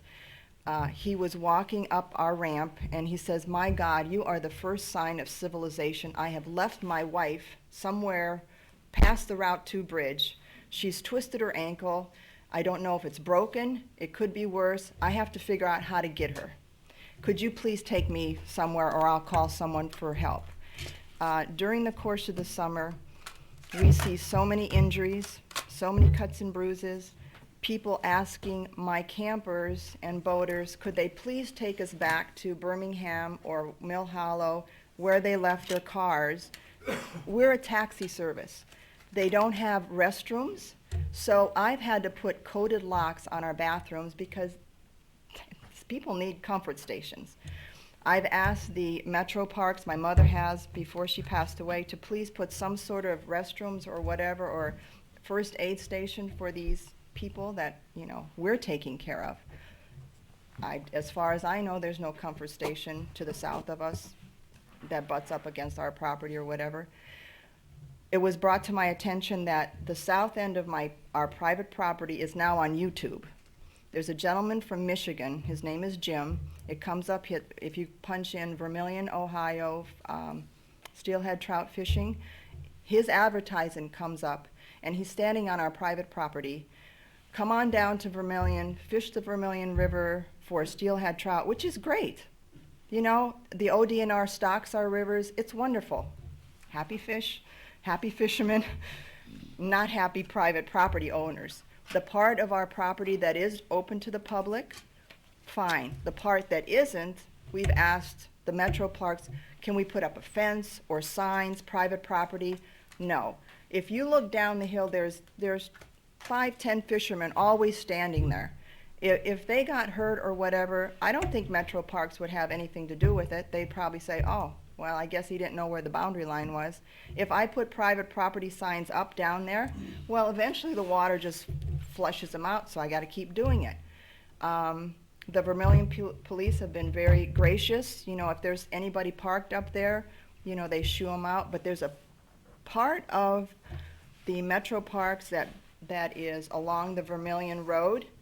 It's a very narrow stretch. It's not a parking lot. People have just made it a parking lot. There's no parking signs all along there except this one part where you can slide down the hill or walk down the hill to this fishing area. It's the best fishing area on the Vermilion River. Granted, I can see why they want to go down there, but it's dangerous. Someone's going to get hurt. And these people do leave garbage, their coolers, whatever. Then when the water comes up, all that garbage goes onto the Vermilion Beach, and they say, well, it's the camping area, it's the thing. It's not. It's the people that have gone along the Metro Parks that nobody goes after to clean up. That's all that garbage that's coming down the river. I run a very tight, clean campground. If Linda's happy, the campers know I'm happy if everything's neat. It's beautiful down there. It's scenic because of that fact. But all the garbage that's going down the river is due to the Metro Parks not cleaning up, or the fishermen's garbage just left there.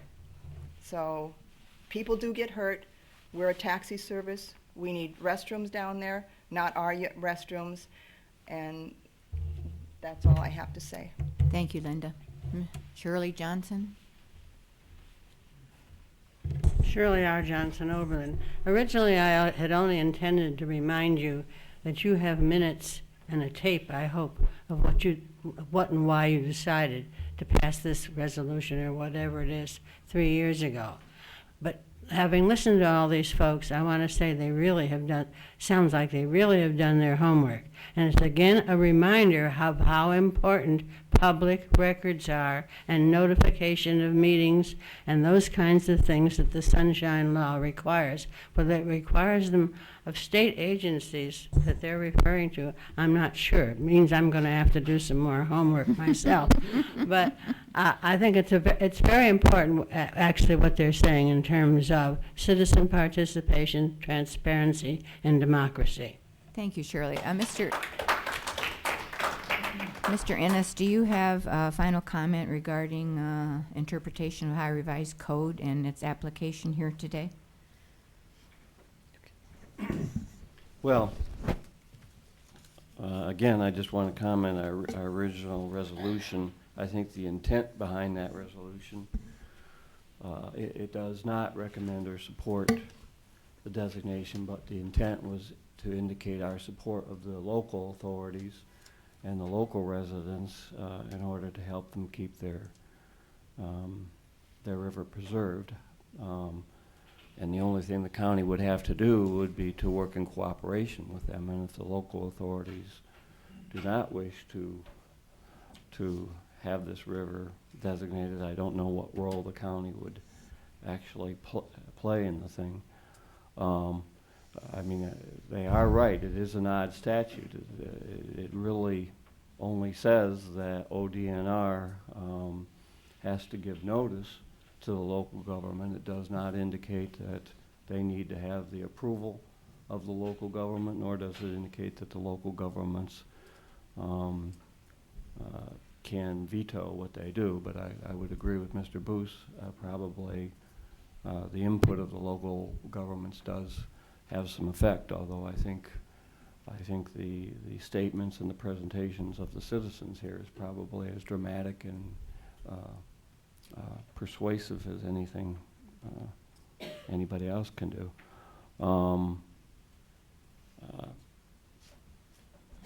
You know, I don't know what I did prepare. You know, I sense some desire by the Board of Commissioners that it needs to clearly convey to the ODNR that it is not the intention of this board at this point in time to recommend the designation.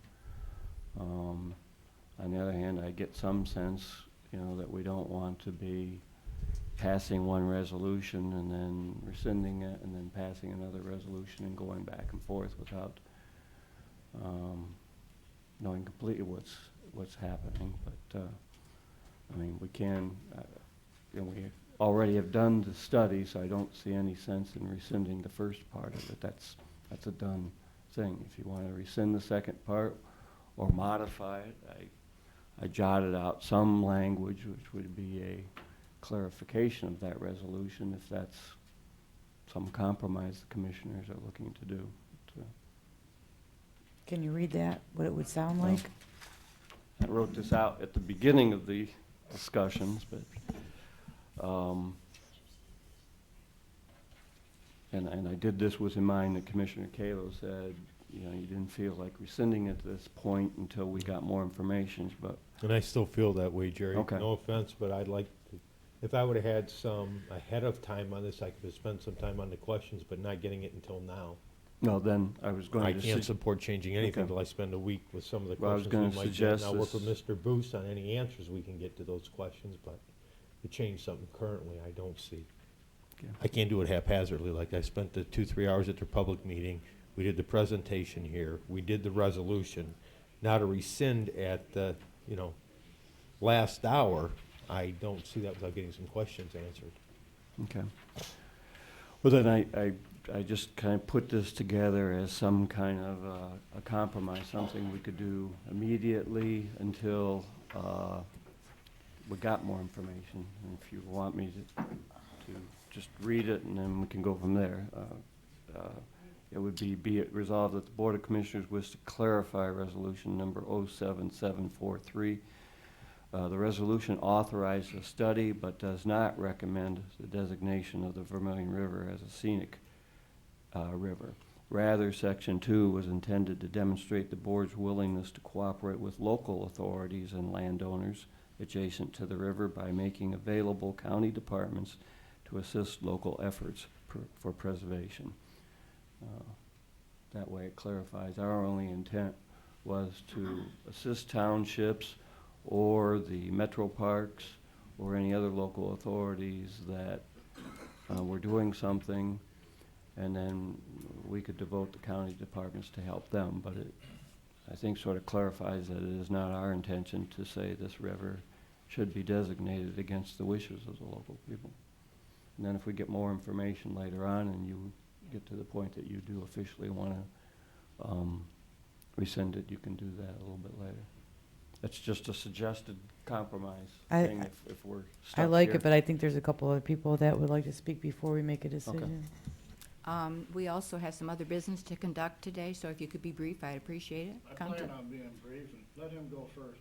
I didn't see him over there. I see two here. I didn't see one there. Sorry. Yes. No problem. I'm Butch Bourne. I'm Butch Bourne. I'm a Henrietta Township trustee, and I just want to speak on behalf of Henrietta Township that we are in support of all the people that spoke here today. We feel the same way. We feel that the ODNR misrepresented themselves and misled us. I mean, picture this, myself and my two fellow trustees, our three families have been in Henrietta for more than several generations, and we're more than overly protective of the rights of the property owners and the people, residents of our township. And for the ODNR to come in and fool us, mislead us, or lead us to pass a resolution in support of a study that might jeopardize our property owner rights. Picture what kind of a sales pitch they must have had to fool all three. Were you on the board at the time? Yeah. Or you were, Butch? Yeah. When you passed the resolution? Yes, board, I was on the board at the time they passed the resolution, or we passed it. But just picture what kind of a sales pitch they must have had to talk all three of us in the same room at the same time into passing a resolution. We have since rescinded our resolution. It was after the study, but it was more so to show to the people where we stood, to to speak out where we stood in regards of what the ODNR was trying to do. So, I mean, I could say that I think it'd probably be a good idea on your behalf to consider retracting part of that resolution or amending it, just to show the people where you stand. And then at a later time, if the ODNR can spell out all these details, there's nothing saying that you can't pass something in support of it later. But at this point in time, we just decided, because of their lack of information and detail on the whole subject, we just decided to withdraw from support on it. Thank you. Thank you. Yes, sir. Howard Bourne, Henrietta Township, Vermillion Road. I was one of all the votes on the planning commission. I was one of them that we unanimously passed to deny the study even. And we had 2 meetings, and Jerry was at the second one, and the concerns were people's rights.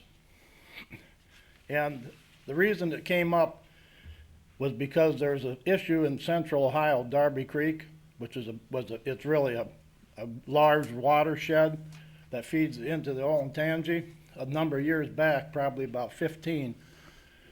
And this is a perfect example of what you want to respect them. They work for us, the old DNR.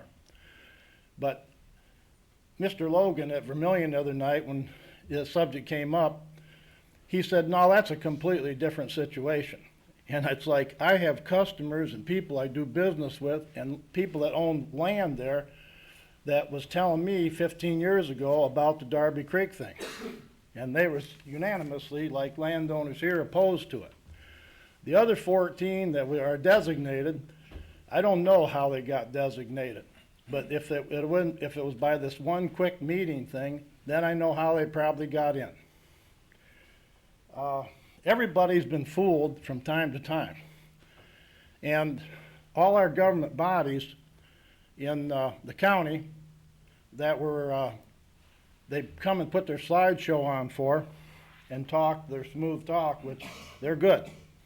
Because I listen to them, and I know when I got somebody that knows how to sell something, because that's my business. And what I seen was they found all the government bodies, and just like Ted said, he went to the meeting, they found you, okay? Every set of trustees and soil and water and so on and so forth. But isn't it quite confusing how all of a sudden they lost contact and it comes time to designate it and they put a little thing in the paper and they're going to do a rubber stamp and slam the gavel? Now if you're convinced and you believe there's anything righteous about that, you need to look in the mirror, because you're going to see a fool in the mirror. I'm a large landowner, and I have a large amount of respect for our property. And It's because how much work it took to attain it. And nobody knows better than my family, because everybody in the family's worked hard. We have open land. And I've listened to you real close about your, when Mr. Cortez is talking about your financials. And I've been reading the paper, and I know what you've been going through. Cut this, cut that, cut that, cut that, cut that. You keep cutting. I've been cutting all my life. You know, my father and I started out farming 800 acres. And my father and I and another family made a good living at it. We're farming 4,800 acres and still have another business, and it's tougher now and worse now than it's ever been. And the last half, taxes on our property, and you guys wonder where your money's coming from and where it's going to. My last half, and I produced the papers and I can show you, went up $5,700. And you think it's easy to squeeze another $5,700 out of agriculture? You better find somebody else to talk to. And that's why every farm's getting bigger and bigger, and everybody says they've created these giants. Yeah, they're pushing this right in the corner. Nobody wants to farm that much. But with the cost of equipment and so on, you're pressured and pressured and pressured in this corner. And that's what ODNR is doing with their deal, pressure. But I'll tell you what, they don't work like I worked. And another thing is, like, I just can't get over how they can't find us. They just can't find us. You know what? We're all out there. They can't find the county commissioners. Even I found you. I mean, that's the truth, Ted. They can't find anybody because they don't want to find anybody. They got their own agenda to get this thing on their resume so that they can move on. Okay, I'm so good I got appointed by the governor. Next governor, which is coming up, don't worry, he won't be there because it ain't going to be the same governor. People are a lot smarter than you think. Well, I don't know about that. Well, they're getting smarter, Betty. That's just my consensus, which I might be wrong. And whoever wins, wins. Business will go on. Okay, you guys keep bringing up about Metro Parks, all right? ODNR has continually said they have no association with Metro Parks. Heard it over and over and over, Ted, in these meetings. Right out of their mouths. We have no connection, no anything. Well, see, I've heard behind the scenes just like what you heard. I mean, I agreed when you stood at the end of the table and said that, well, Dan Martin's on this. He's who brought it to us and did the presentation. That's why I said I'd like to hear from Dan Martin on this. And you know what? But how's come ODNR continually says they're not affiliated whatsoever? Okay? Metro Parks. I mean, it's a good thing for a lot of reasons. Okay? Now, as a taxpayer, and I know obviously a large taxpayer, because I feel a pain every 6 months. And we thank you. Schools thank you. We don't get to thank you too much. Well, don't worry, they cash the checks. Okay? And this is something that I call enormous, and I don't think most people in our county realize it. But it's right on their website, and I'm not against Metro Parks. I'm just pointing out what's going on. Metro Parks has got some positive things, and they also got some things that I totally disagree with. One thing they have is 6,500 acres in Lorain County. 6,500 acres that isn't getting taxed. Okay? So when people are saying Metro Parks is a great thing. It needs sized down to how many acres they really need for parks.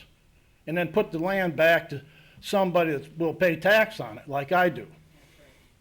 Because I want to be some equality here. And when I drive by, they got a bunch of land in the southern part of the county. You drive by, nothing's going on there. What they do is they put a driveway in with a bunch of stone. People can come in, take a walk. They got the bike trails. I drive through Kipton every day. I'm 2 miles away from it. I continually look up and down the bike trail. Is bike trails a good thing? It's a great idea.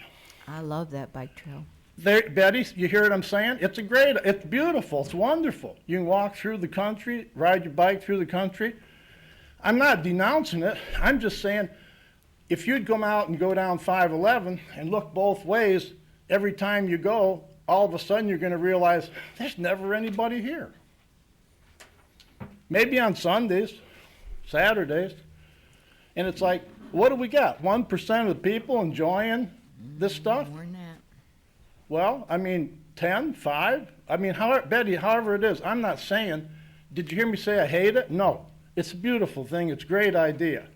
But it's like, how much do you need? There's enough trails already. There's enough paths to walk on. I love Findlay State Park. I've always went there since I'm a little kid. Our 4-H group went on our end of the season since I was 10 years old. I went with that, and I always loved it. That's where we always had our end of the year little picnic and swim. Well, you know what?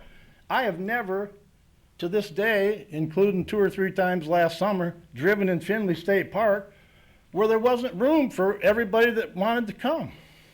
And it's one of the nicest ones in the county, in the southern part. And I think by rescinding, you're not looking foolish.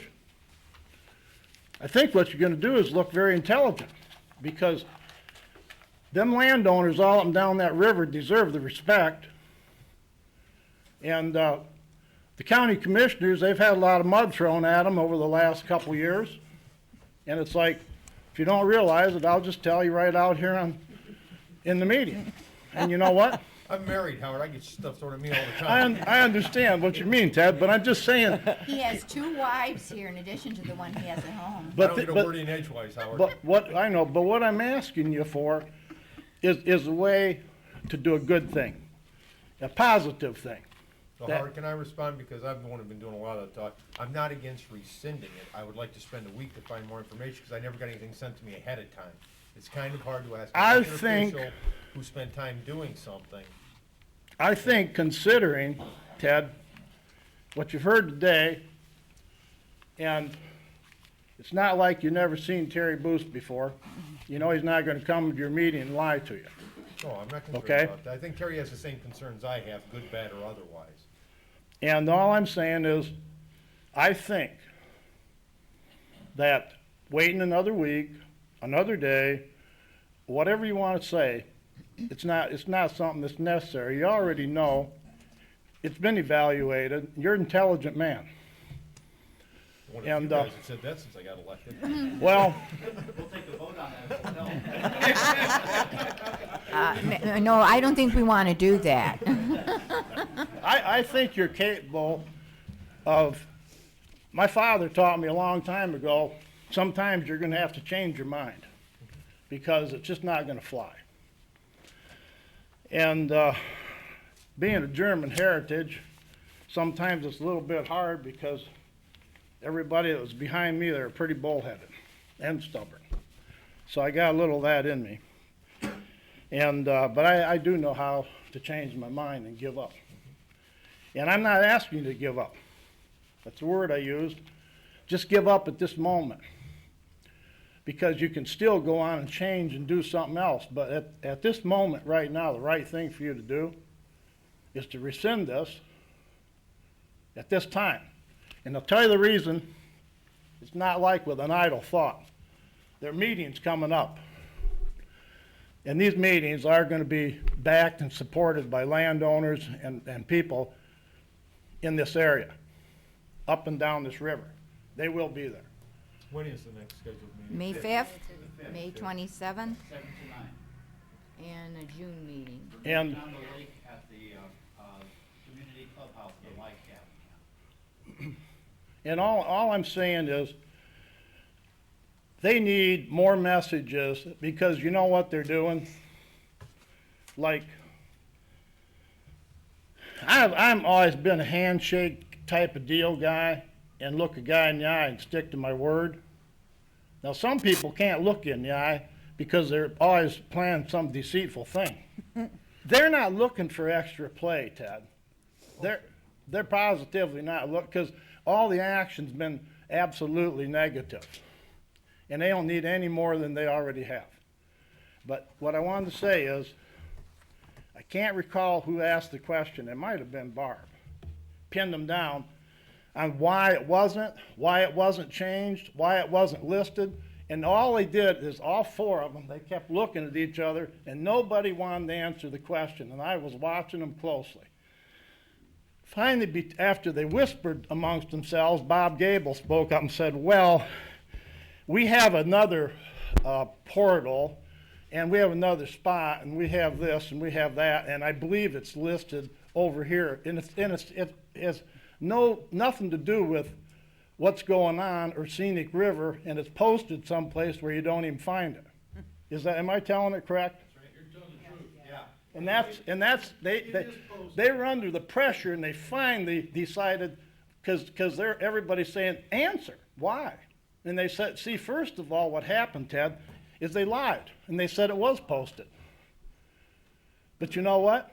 Not where you can find it.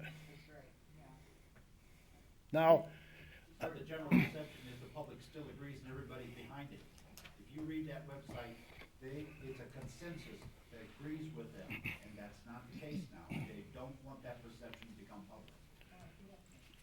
and I'm just saying, and I said I was going to be short, but you know what? This wasn't something I could explain to you and just like that. I've got some notes here that there's a few things here that would trip your trigger to know about, but I'm not going into them. The meeting's too long.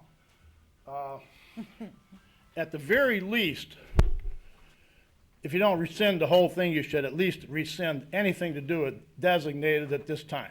I'm gonna finish your comments. I've got a couple ideas for the resolution right now, Howard, but I'll Keep let everybody thinking, finish Ted, up. because you know what? I think we need some action here, and we don't need it in a week or 2 or 3. We need, we're here we're not the ones that are in foreclosure on $10,000 properties. You got people all up and down through here that are hardcore large landowners, expensive river properties, and so on. And I'll tell you another thing about that river, is they talked about it being pristine and so on. It is. And if you don't believe it, I'll personally take you and show you and go across. Dock in Valley Harbor, Howard. I know Vermillion very well. Okay, well, I'm talking down the river, or up the river, whatever you want to call it. And it's solid, it's beautiful, and well cared for, and thank you. You're welcome. Next, sir. Yeah, I'm Rick Kruick, former councilman from the village of Kipton, and I will be brief. Ted, while you're looking into this, I'd really like to know what the motivation was for beginning this study to begin with, since obviously the river's well kept up. What was the cause for this? Why did this come up in the first place? We were notified in '06 or '07. 07. '07. Yeah, I remember. The commissioners, city councils, township trustees, other county They can't commissioners. hear you. I'm sorry, other county, all the political subdivisions and public were invited to a meeting. Our local one was held at Mill Hollow at their community center down there. We sat through a few-hour presentation, walked the grounds, what they were talking about, explaining it. Then were sent resolutions. I believe other communities endorsed prior to us, didn't they? Correct. The Metro Parks, and I don't remember if an ODNR member was here or not, did a presentation about the benefits of this and the community's want of designating scenic/wild river, because again, the designation, I don't want to say I knew either one, but that was the presentation at the time, and it was come as a consensus that the scenic river designation was the one that best fit this area of the Vermilion River they wish to designate. So after the presentation, that day or the following week, we approved a resolution, you know, joining up with the other political subdivisions to endorse the study to go forward on whether it qualified or didn't qualify for a designation. So the bottom line is, it gives the DNR, ODNR more control over our property basically along the river. Well, the property rights issues were never brought up. It was about the river and the designation. I Well, think it was 200 feet off of the river at that That's time. the way it was or 300 represented, but feet. that's apparently not the way it's turning out. That's what I received today. Yeah, Rick, I just don't, so I got it today and I got 25 pages of stuff here now I gotta go through. Okay. So, I mean, I've got my notes down, the concerns, the property rights, the dredging, the ice breaking relationships to the marinas, the public access to the private properties. They said they were gonna be dropping ramps off of Route 2 and off of highway access, liability issues to the private landowners. I'm asking for clarification on the ORC, which is similar to what Representative Boos is doing. You know, there's issues here that have to be talked about. I currently probably wouldn't rescind the issue, but if we can do some adjustments with Jerry's discussions, probably suspending our support until we get more information, I'd probably be more comfortable with. Because I don't want to go and rescind something that we spent time on 3 years ago without getting some of these questions answered. But that might help some of their issues out there that it's neither supported or non-supported at this time from the Board of Commissioners. And not to drag it out, because the other communities already said they would rescind, but when you're talking about a Board of County Commissioners, we represent 304 to 308,000 people here. That's why Erie County might be having the same angst about rescinding or not rescinding. I might be more comfortable with the suspension currently to get more information. I can work with State Rep Boos and our other state representatives as to what they come up with, and through ODNR and the governor's office to find out a little bit more about some of these issues. Like I said, it never came up 3 years ago when we did the public meeting on it and did the dog and pony show at the Mill Hollow about what a great thing this one was for the community. Well, even the townships that are on the river that voted in favor of this didn't realize it just as well as we didn't. So now that they're aware, and now that we're aware, that's why this public discussion is important, to find out how this is gonna affect the landowners. But I will go to wherever Mr. Bourne went to, because he made a good point when he said the metro parks are being used by 1% of the people.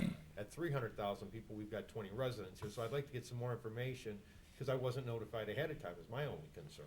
I don't May- make decisions lightly when it comes to government. Mr. Riddell, I've known you for a long time. You've ever known me just slap it out there?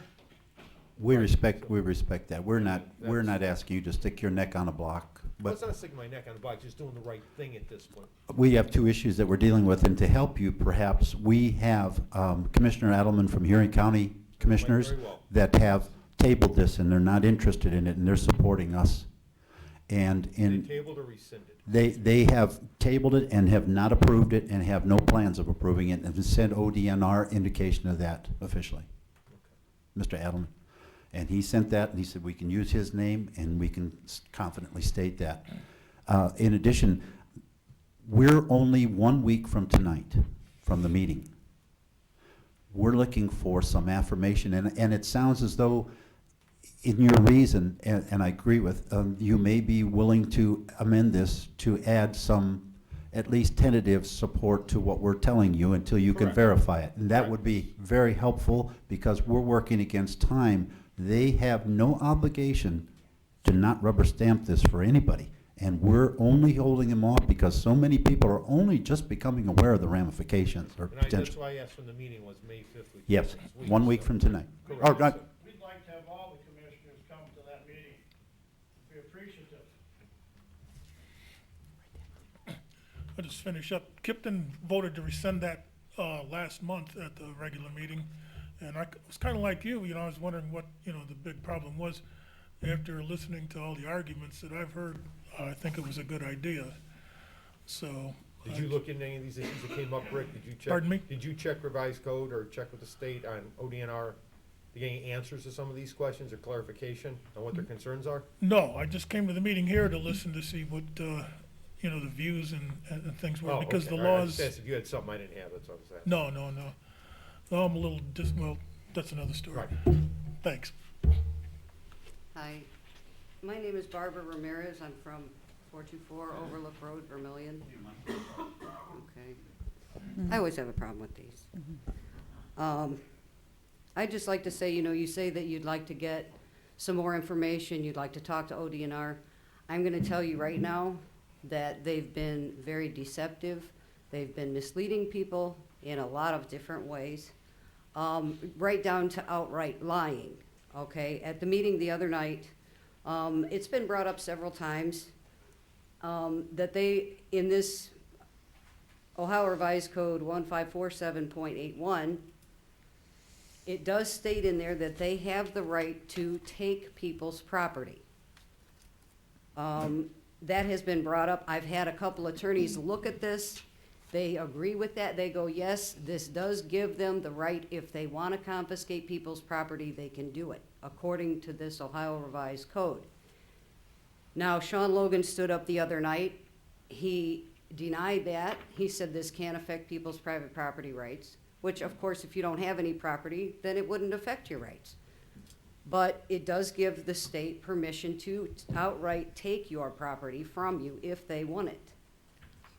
He actually stood up, and now I want you to get the minutes from the Vermillion City Council meeting. Gwen Fisher does not have them typed up yet, or I would have brought them with me to show that Sean Logan did this. But he stood up in the middle of that meeting and he said, this is the paragraph that we're talking about. He stood up and he misquoted the law. Now, I have no respect for somebody who is that far willing to lie to the public, that he will stand up and misquote the law in order to get people to go his way. Now, this isn't the first account they've done this. They've been doing a lot of other things, and I can't go into detail here because we've already taken up half the day. But if and when you talk to them and you ask them questions, let it go in one ear and out the other, and you get out the law and you read what the law says, because they're going to tell you something other than what the law says. And that's pretty much all I have to say. This is another example right here. I was showing it to you a little bit earlier. They said at the Vermillion Council meeting that they were focusing on taking 5 miles of the river. Okay, they've come down from the original 25 to 5 miles. Yes, they did. It's posted on their website. No, they were gonna do 5 miles at a time. Yeah, 5 at a time. 5 miles at a time. Yeah. We're having a meeting on this. Well, he said, yeah, that's what he said. We're gonna focus on this 5 miles. He put this big sign up, only this was like a poster size. If you look at the scale here, this is 1 mile. This is less than, this is like maybe 1.5 miles of river they're showing on this. In other words, anybody at the meeting will look at that and say, well, my property's not on there. Without really looking at the scale, you can't tell that that's not even half of the 5 miles. He's thinking of moving the line arbitrarily. He wouldn't pin down where.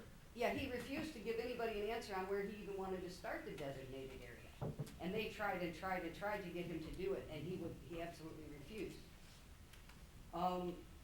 But this in itself just shows that they're promoting this as it's less than what you think it's gonna be. We're not gonna do anything to your property rights. They're trying to promote it as such a wonderful thing, but when you get into the paperwork and the real laws of it, it's very scary.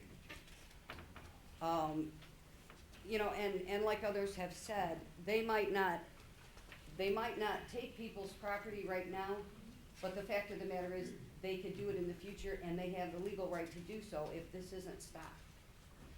It's now 11:45, thank you. Thank you. We do have a 12 o'clock appointment at the courthouse.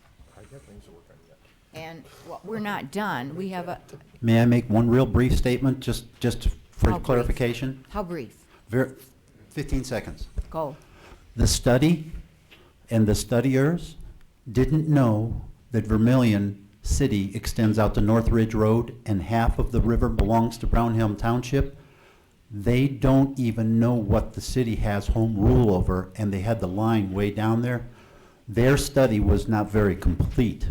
The They've had the- $240,000 study? Yes, the $240,000 study that is all complete now. They had no idea where the boundaries were on their very own map that they brought until people pointed it out to them. Thank you for pointing that out to us.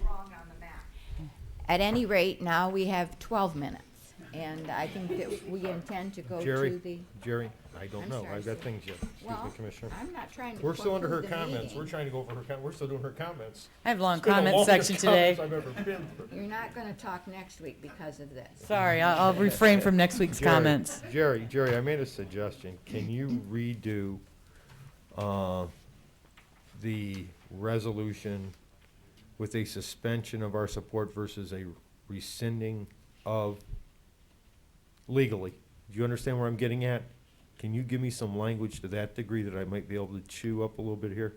Okay.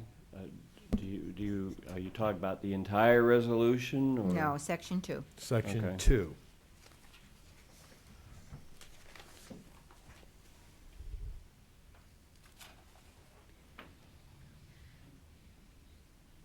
Give him a minute or two. It's got to be legal.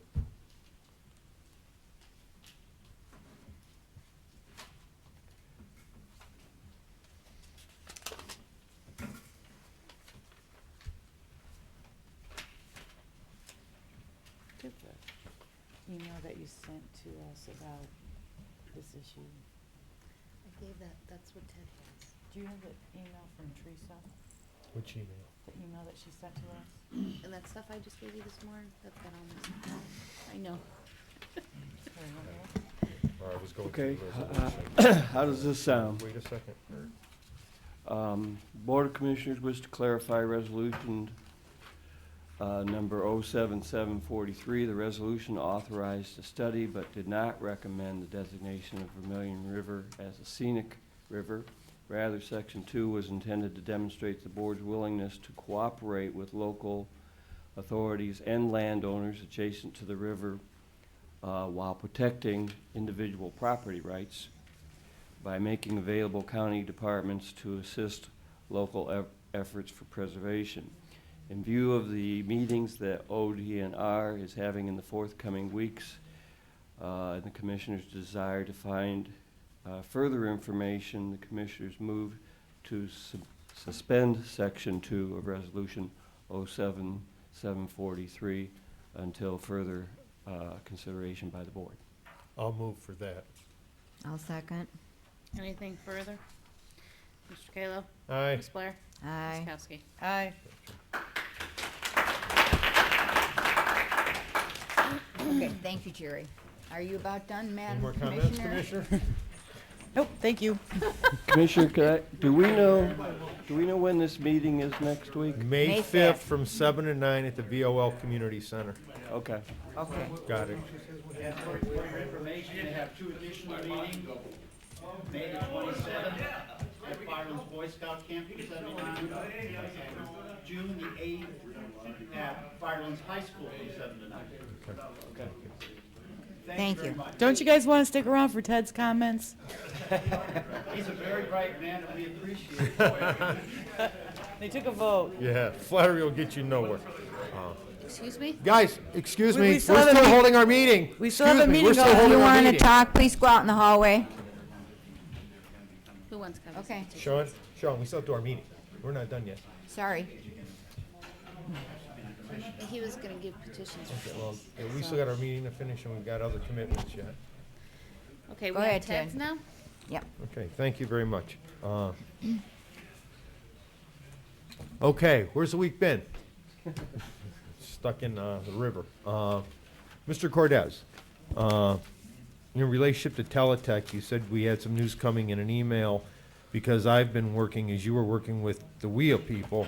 I know I've been working with Representative Kazura. He's been in contact with Ed Jurst with Department of Development trying to find us additional dollars. What have we been able to secure so far in regards to funding for Teletech? Well, we have some good news. And I'm sorry to see that, I think some of the papers left the room, so I followed the group out. Hey, Steve, we're talking about Teletech. Teletech, We're talking about Steve. Teletech funding. Okay, we've still got a meeting going on, Sean. Please. It's good. Yesterday, we had some lengthy conversations in a group communication call with people at the state, and whereas last week we were indicated to us that there was no funds available, and this wasn't one of the targeted industries, and they had some problems with call centers in Teletech and issues like that. We put a full court press on them in the last week, and they came up yesterday with a potential assistance to keep business here in Lorain County of about $180,000, which would go into a pool with our local dollars that we can convert. We have converted some funds already this year. Let me explain that the WIA dollars always run a year behind. It's very complicated. We're on a tax fiscal year. The state's on a mid-year. We're on a calendar fiscal year. The state's on a mid-fiscal year, and the WIA funds run a year behind. So we're actually still in 2009 dollars right now. So I don't want to confuse anybody when I say 2009, 2010. When we're on 2010 WIA dollars, the state's on 2011 fiscal dollars. So we have 2009 dollars still remaining for layoff aversion under the new waiver from DOL, and we anticipate being able to convert a pool of money from our 2010 allocation that we will be able to utilize on July 1st. We should be able to put a local package on the table about $220,000. Give or take. The numbers are not in firm concrete, so we need about a 5% variance there. And in conjunction with the eligibility of about $180,000 from the state would give us about a $400,000 package that we've presented to Teletech informally, hopefully yesterday, vis-a-vis our point person with communication is Team Lorain County there. We only wanted one person in communication. We didn't want so much dialogue from the side coming in that it got confusing. So Steve It's is part of the partnership, so it's one voice out of the partnership. exactly, and Steve's been that person making the direct communication. We had extensive dialogue yesterday. I don't know anything else. I don't know if that's going to be enough. I do know that Teletech does have another line of business. They are shopping the line of business around. They indicate that it would be the retention of 350 jobs initially, with the potential ramp to 500 jobs under the new contract. Whether that's going to get enough money to keep us in contention, I can't tell you right now. I'm hopeful. They had indicated that to retrain the workforce here to a level of qualification necessary would be about $900,000. And they were looking for $900,000. Obviously, we have no way to get to $900,000, and thankfully, with the changes that somewhat hampered our incumbent worker training, it opened the door on this layoff aversion process. And as I indicated to the state when they really weren't being as supportive as we would like, this is a perfect time to use layoff aversion funds. And they were a bit reluctant because of what they consider the wages at Teletech not to be in a grouping of wages that they want to spend a lot of money retaining and creating jobs. But I did indicate to them here in Lorain County with the economic downturn as severe it's been, that $10 an hour jobs are $10 an hour jobs, and we need them.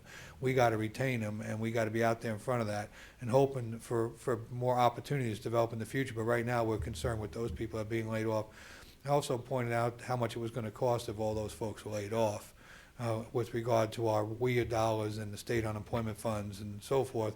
That spending the money in a proactive manner to avert that layoff was going to be a heck of a lot less costly than it was going to be to try to bring these people back into the system and offer ITAs, individual training The accounts rapid to response, any of the exactly social services that then have to go forward. Certainly, Commissioner. That's ridiculous. And we had good dialogue, we had good conversations. I'm pleased that we were able to turn their view of what was going on here. I think that we may be able to access some additional help and support. But the ball's in Teletech's court now. We need something a little bit firmer from them before we can move forward. There may be some other potential partnerships we can bring into play. They haven't given us a lot of information and a lot of commitment. And without that, it's really hard to continue to ask for additional. Excuse me? It's 5 to 12.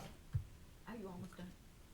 Well, Commissioner Kayla asked me what was going on, That's right. Commissioner That's right. I was Blair, asking for an update. He said he'd update us today. Oh, wonderful.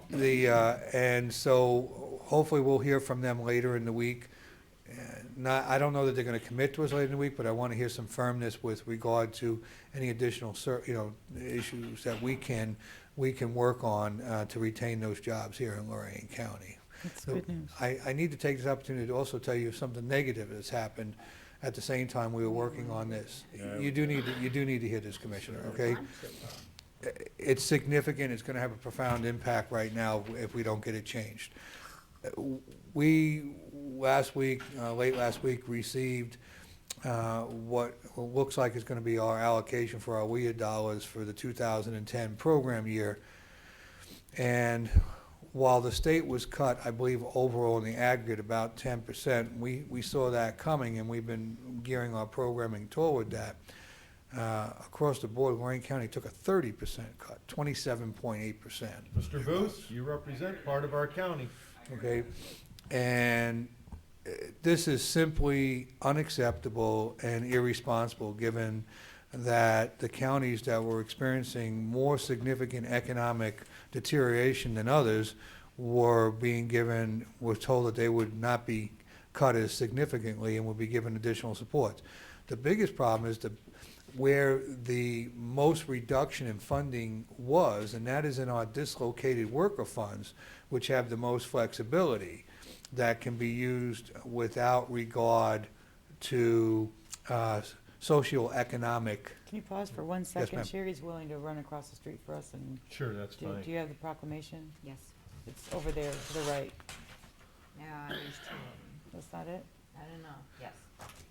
Well, I was gonna say, you can give her this one, it doesn't matter until she Well, finds it. no, and I then want to get rid switch of it. this. Okay. Thank you, Sherry. Thanks, Sherry. She's making up for not having the resolution for Betty. Boy. Thank you. Sherry. Okay. Sorry. No, Well, that way we're not necessarily. rushed. Absolutely. Well, this is important. They're Yes, cutting our it- funding almost 30% when it comes to Well, our workforce. The adult dollars, so- dislocated workers funds were cut 50%. And that means we have to rely strongly on our adult worker funds, which you have to qualify. They have a more stringent requirement for qualification to use those dollars. So unless you're, meet the definition of impoverished, you can't use those funds. And we rely very strongly on the dislocated workers to serve a more broad-based part of our community and provide retraining. We see people coming in with advanced degrees that need retraining assistance or need skill set enhancements. And that's the biggest pool of money that was cut.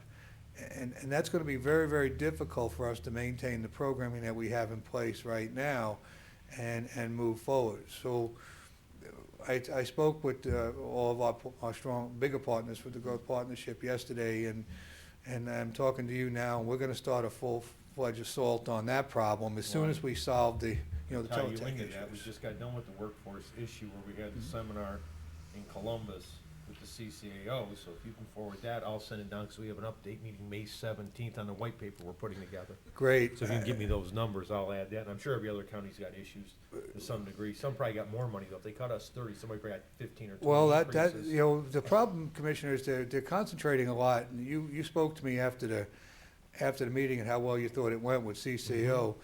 It sounded exciting, but you said exactly what I know from previously going to similar settings. The Appalachian communities do a lot of complaining down there, and yes, they've been hard hit, and I think that they're funneling more of the dollars towards the Appalachian communities in the southeast part of the state.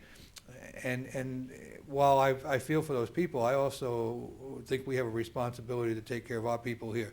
30% was an irresponsible change on the part of the state with regard to Lorain County, given the severity of the unemployment, the continued depressed economy here, and quite frankly, the huge rise in foreclosures, which were at the top of the list. We had the distinction of being in the USA Today 2 weeks ago as being the fastest, highest percentage growth in bankruptcy filings in 2009. Lorain County was mentioned right there as the #1 county. And these things continue, and we're doing everything we can to turn that tide. But for the state to turn around and cut our allocation almost 30% without regard to all of those issues going on, that's just completely unacceptable. And we're gonna be working on it. We're gonna need the board working on it. We're gonna need all of our representatives working on it. Hi, Terry. I have not been in contact with Terry, but I have been in contact with Kazura. I have been in contact with Matt Lundy. I plan on being in contact with Sue Morano and anybody else down there that's going to listen, because we're going to need money.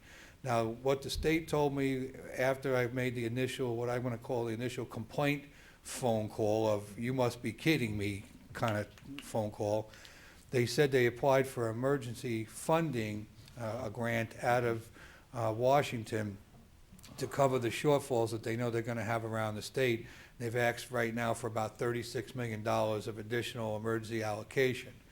That's all well and fine. They don't know if they're going to get it, and they haven't indicated that if they do get it, what the distribution breakdown is going to be of that emergency allocation. I would rather have better allocation, and if we have to take a similar cut that everybody else takes, let's make it fair and across the board. I think their problem is, Jim, they look at the unemployment statistics, and when you have 15% unemployment in a county that has 40,000 people, that's 6,000 people out of work. When we're at 11% and 300,000 people, we got 35 to 40,000 people not working. They look at the numbers and not the actual effect straight on the amount of bodies. Yeah, but you know, the unfortunate part about looking at just that small, narrow view of those numbers is that there's always been high unemployment in the Appalachian Mountain regions. And not that that should be a way of life, but that is a way of life in those communities. Our double-digit unemployment here is we've gone through cycles where that's happened, but it's not a standard unemployment rate for us, where the unemployment numbers are always much higher in the southeastern part of the state. And we need to get some of those numbers down into the single digits and drive them down, not just in single digits, but lower into the single digits, where the natural unemployment rate is around 5.5% for our community. Right now, we believe there's pockets in the city of Lorain and the city of Elyria and in Oberlin where the unemployment rate is probably approaching 20, 22, 23%, because some people have run out of benefits, other people have lost access to the system, and quite frankly, we have a lot of undocumented people here that don't know how to get into the system. We have to chronically unemployed.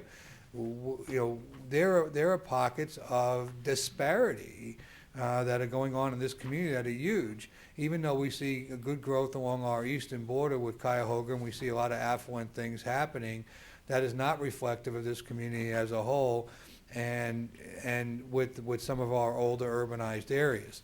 So we need to make that understood to the state, and they need to do something. The unfortunate part is that they didn't discuss this allocations before they announced them, and you know how that goes. Once they announce them, now it's going to be whose pocket they're going to pick to listen to us complain and give us money. It's highly Sort of like how unlike- we do the budgets. We just send it down. We didn't listen to anything ahead of time. Well, I guess I feel like the state sometimes. It's highly unlikely that we're going to get anybody, you know, in the hierarchy down there to turn around and say, okay, well, we're going to take this back from this community and give it to you, because they've already made this and their back's against the wall. I'm not hopeful that we're going to get any change in this whatsoever. But doggone it, we're going to get out there and we're going to make a lot of noise and let them know this is just completely unacceptable, and get some commitments that they're going to find some resources to help our people here in this community. Thank you very much. Thank you. That's the end of my report. Thanks for the update on the Teletech and the WIA money. Thank you, Commissioner Kalo. We're not done yet, Terry. Oh, you want to comment? Real quick. Oh, comment. sure. Sorry. Do not give up, because I agree with you. It's hard to take away from somebody. But at all times, just like in your budget, sometimes money becomes available, and those go to the people that yell the loudest and scream and holler and whatever. So I agree with you. It's going to be very tough stealing from the Appalachian to bring it up here. We can try, which we will, but don't give up yelling and keep pushing every avenue you can, because then you have our ear and we can get their ear and say, okay, if something gets under budgeted and there's extra money, let's be moving it. So don't give up. Thank you. And don't leave, because I'm going to report on the West Shore Commuter Rail Project. Great. Yesterday, Virginia Haynes and I attended a luncheon for the women in transportation at the City Club, and we talked to them about the commuter rail project. And just to update the rest of you about it, if I can find my notes here someplace.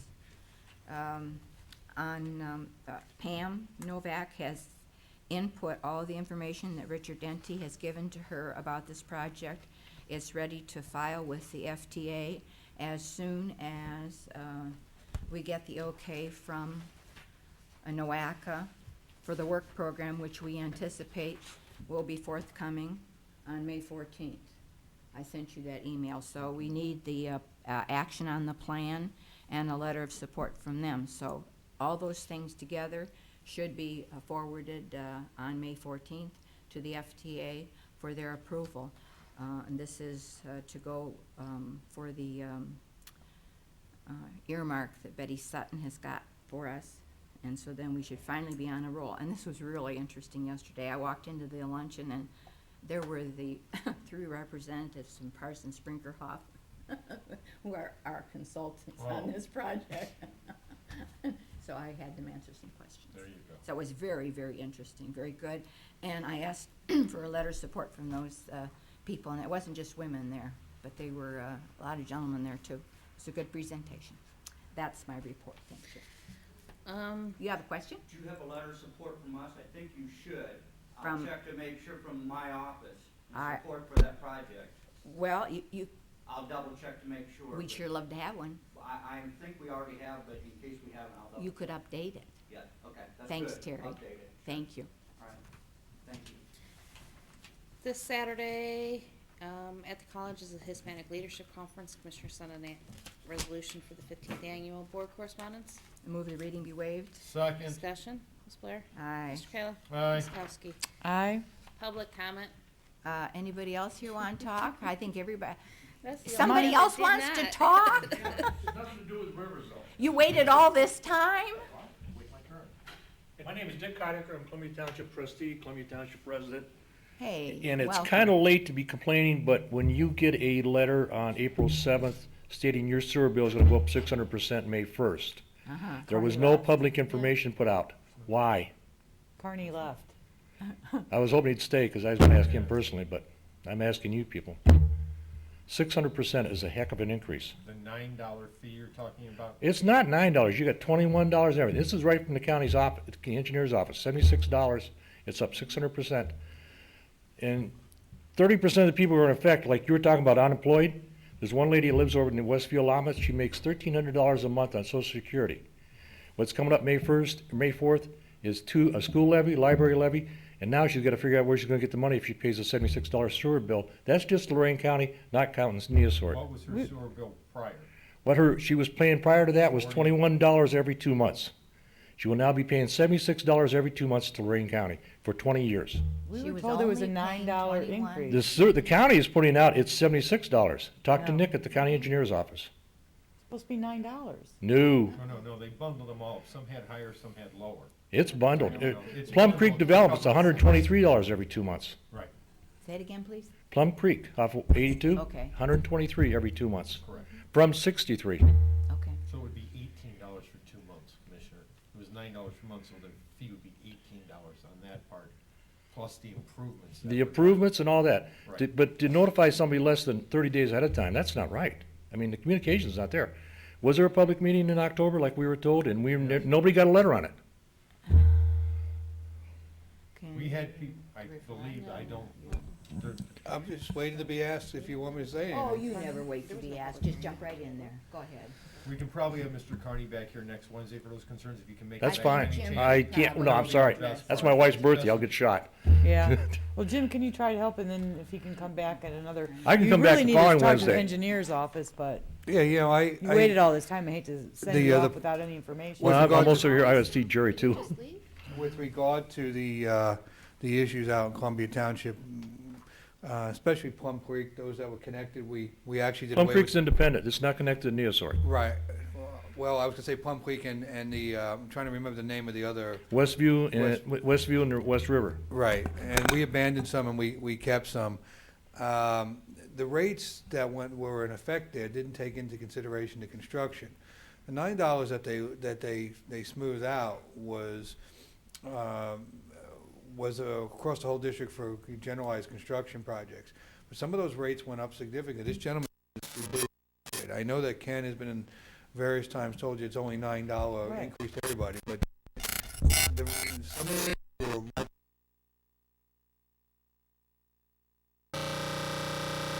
that were I remember some of those things. So the changes were significant. Why the word didn't come out to April, I can tell you exactly what happened. There was a significant communication breakdown, and those letters were supposed to go out in January. And both myself and the assistant county administrator, and I believe the board in general, all the commissioners thought that the sanitary sewer letters went out earlier in the year. We were working on some stormwater issues that were delayed and wrestling with those. No, and we're how to wrestling deal with those. Neosord on that one, so. Right, and how to deal with those things. I was a bit shocked, and when I informed the commissioners, they were a bit shocked, and that we had not sent out the letters with regard to the rate increases. They should have been out in January. It was a misstep here in the county with communications back and forth that those letters were still being held. We found out about it and said to get them out in the middle of March. I think it took a couple weeks to get them out of the sanitary engineers department. Easter week. And I can And you put believe effect that. May 1st. That's real lack of communication. I mean, I know it's a fee, and I understand why it has to be mandated, but you're not giving an elected official enough chance to talk to their people. I have people still think they're going to be paying $21. They live next door to me, and I finally convinced them it's going to be $76. You really get shell shocked then. Absolutely. A lot of this was caused by the EPA as far as cost. I understand it. Yes, The I can see. 1972 law was passed. We've gone through this with Neosord, right, Jerry? Okay, I understand that. I've been on Neosord's case for a year and a half, so I But understand the law. I don't have a good excuse for you, sir. It's all bad. We lost track of the issue. We thought it was done, it wasn't done, and then we tried to correct it quickly as we could when we found out about it.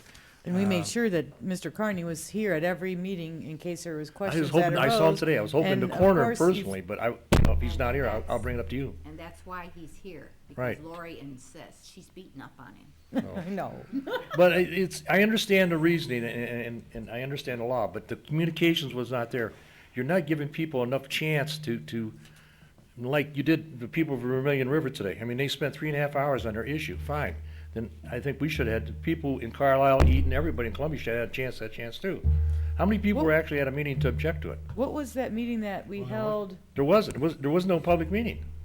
just recently? The one that I asked Carney to come to explain all stormwater these, the program. stormwater, and I wanted this to be a part of it, remember? And then we got Yes. into the conversation about this. Well, stormwater could be a whole In 8-hour meeting. In a Right. slight defense of the board, because we've been working so long on these issues, it has been a 6-year journey. All the public meetings for the construction projects and all the changes were held 5 or 6 years ago. And all the costs were detailed out 5 or 6 years ago for all the construction. But because of borrowing and carrying costs and when the project could be done and the time frames they were done in, it took a number of years to do all the projects. But there were public meetings, but they were very dated. But all the public requirements were met years ago, all the rates were talked about, all the construction costs were talked about, everything was done. Some of them were done before 2 of these commissioners were here because Jerry and I sat through. 03 and 05. And, excuse me? I was. 03, And 05. Commissioner Blair sat through She- hours and Betty hours. helped build the building. Yeah, hours and. Courthouse across the street. Right up. That's not nice. So, and. I'm not a longtime resident of Lorain County, but I'm just. Yeah, and be honest with you, I don't think you were a trustee then. Nope, not since Okay. January 1st this year. And congratulations, but. Thank you. All right, well, right now, thanks. Were you thinking that strategy, huh? No, not really. I have not gone to a meeting that I could say was stupid, to a county meeting, any meeting. Right. I've learned something every meeting. But the former trustees were there at those meetings for the sewer I meetings and don't assessment know. meetings? I know I was. They were, because we were required by law, because a lot of these were gonna be assessed, to hold these. In fact, some of them were so big, we held them out at the college, at the Yep, we did. Spitzer Conference Center, because we couldn't hold them here. And then we held multiple meetings at different times, and each one of them were given 2 meetings, so there was a day meeting and an evening meeting, Teresa, you may recall, so that enough people had the ability to come in when they didn't work. They were well attended, they were well complained about, but people have forgotten because it was so long ago. And again, we should have had the letters out with about a 2 or 3 month That's my lead major time. We complaint of the should've. letters. The We letters should have should've. came out. You're not giving an official a chance. And really, and I tell you what, they're gonna get those bills and they're gonna be screaming then. I know the county engineer's been getting phone calls, because I was one of them called twice to make sure the price was right, so. That's all I have, but thank you very much. Thank you, sir. Yeah. Anybody else? I guess Ron and Steve. Steve, do you want to talk to us? I guess I'd be the only one who hasn't, but no, thank you for the opportunity. I move we go into executive session for the purposes outlined by the administrator and maybe the prosecutor. Second. Ms. Blair? Aye. Mr. Kayla? Aye. Ms. Kowski? Aye. This has been a broadcast of the recent Lorain County Commissioners' General Meeting. Unless otherwise announced, meetings are held Wednesday morning at 9:30 at the Administration Building, 226 Middle Avenue, 4th floor, downtown Elyria. These are public meetings, and you are invited to attend. Agendas are posted prior to the meeting at www.loraincounty.us. Click on Departments to see the Commissioners page. Then click on View Agenda for a printable copy of the agenda.